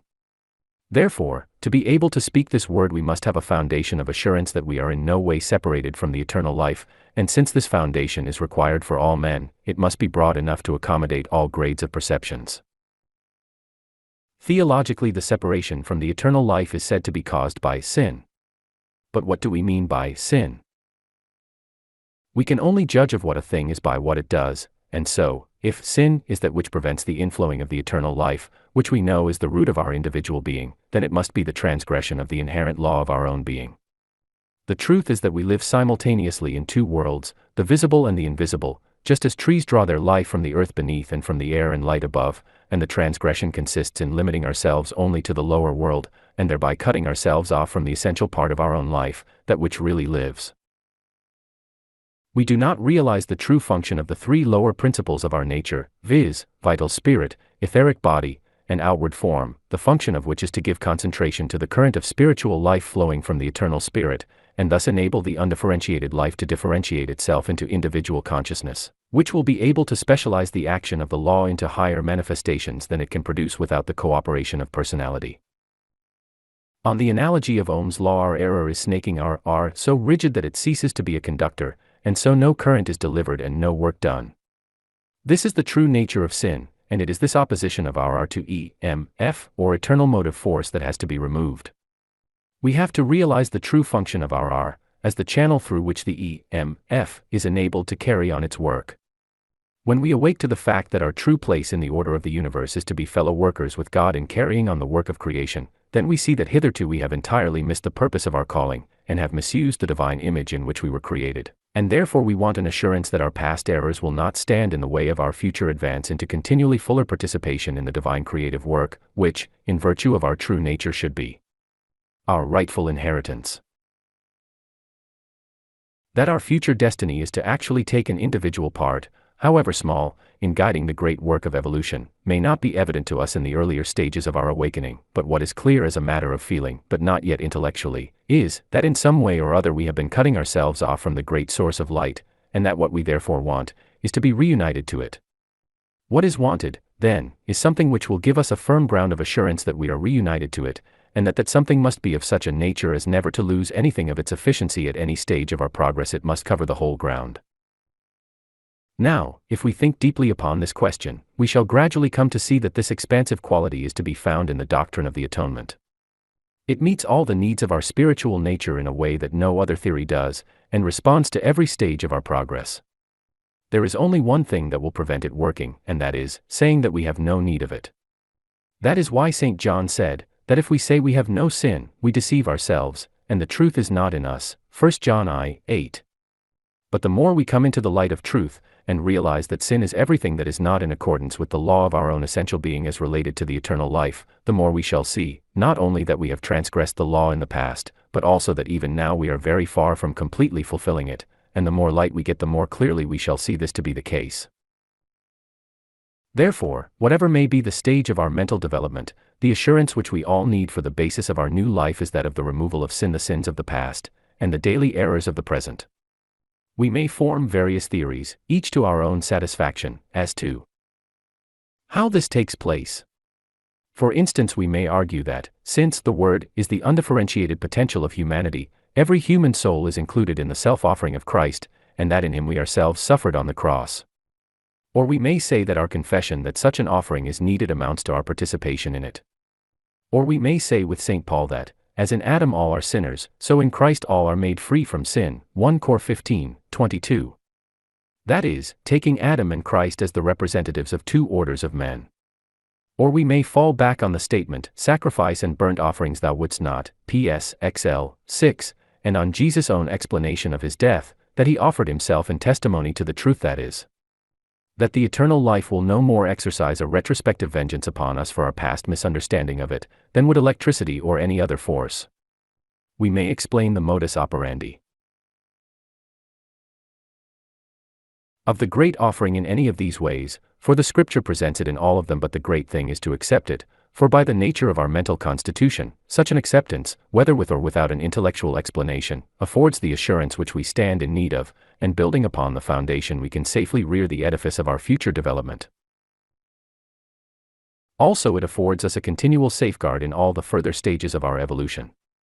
As our psychic consciousness increases, we become more and more responsive to psychic stimulus, whether that stimulus proceed from a good or evil influence, and therefore the recognition of our redemption in Christ surrounds us with a protecting barrier, through which no evil spirit or malign influence can pass, so that, resting upon this truth, we need never be in fear of any such invasion, but shall at all times be clothed with the whole armor of God, F 6:11.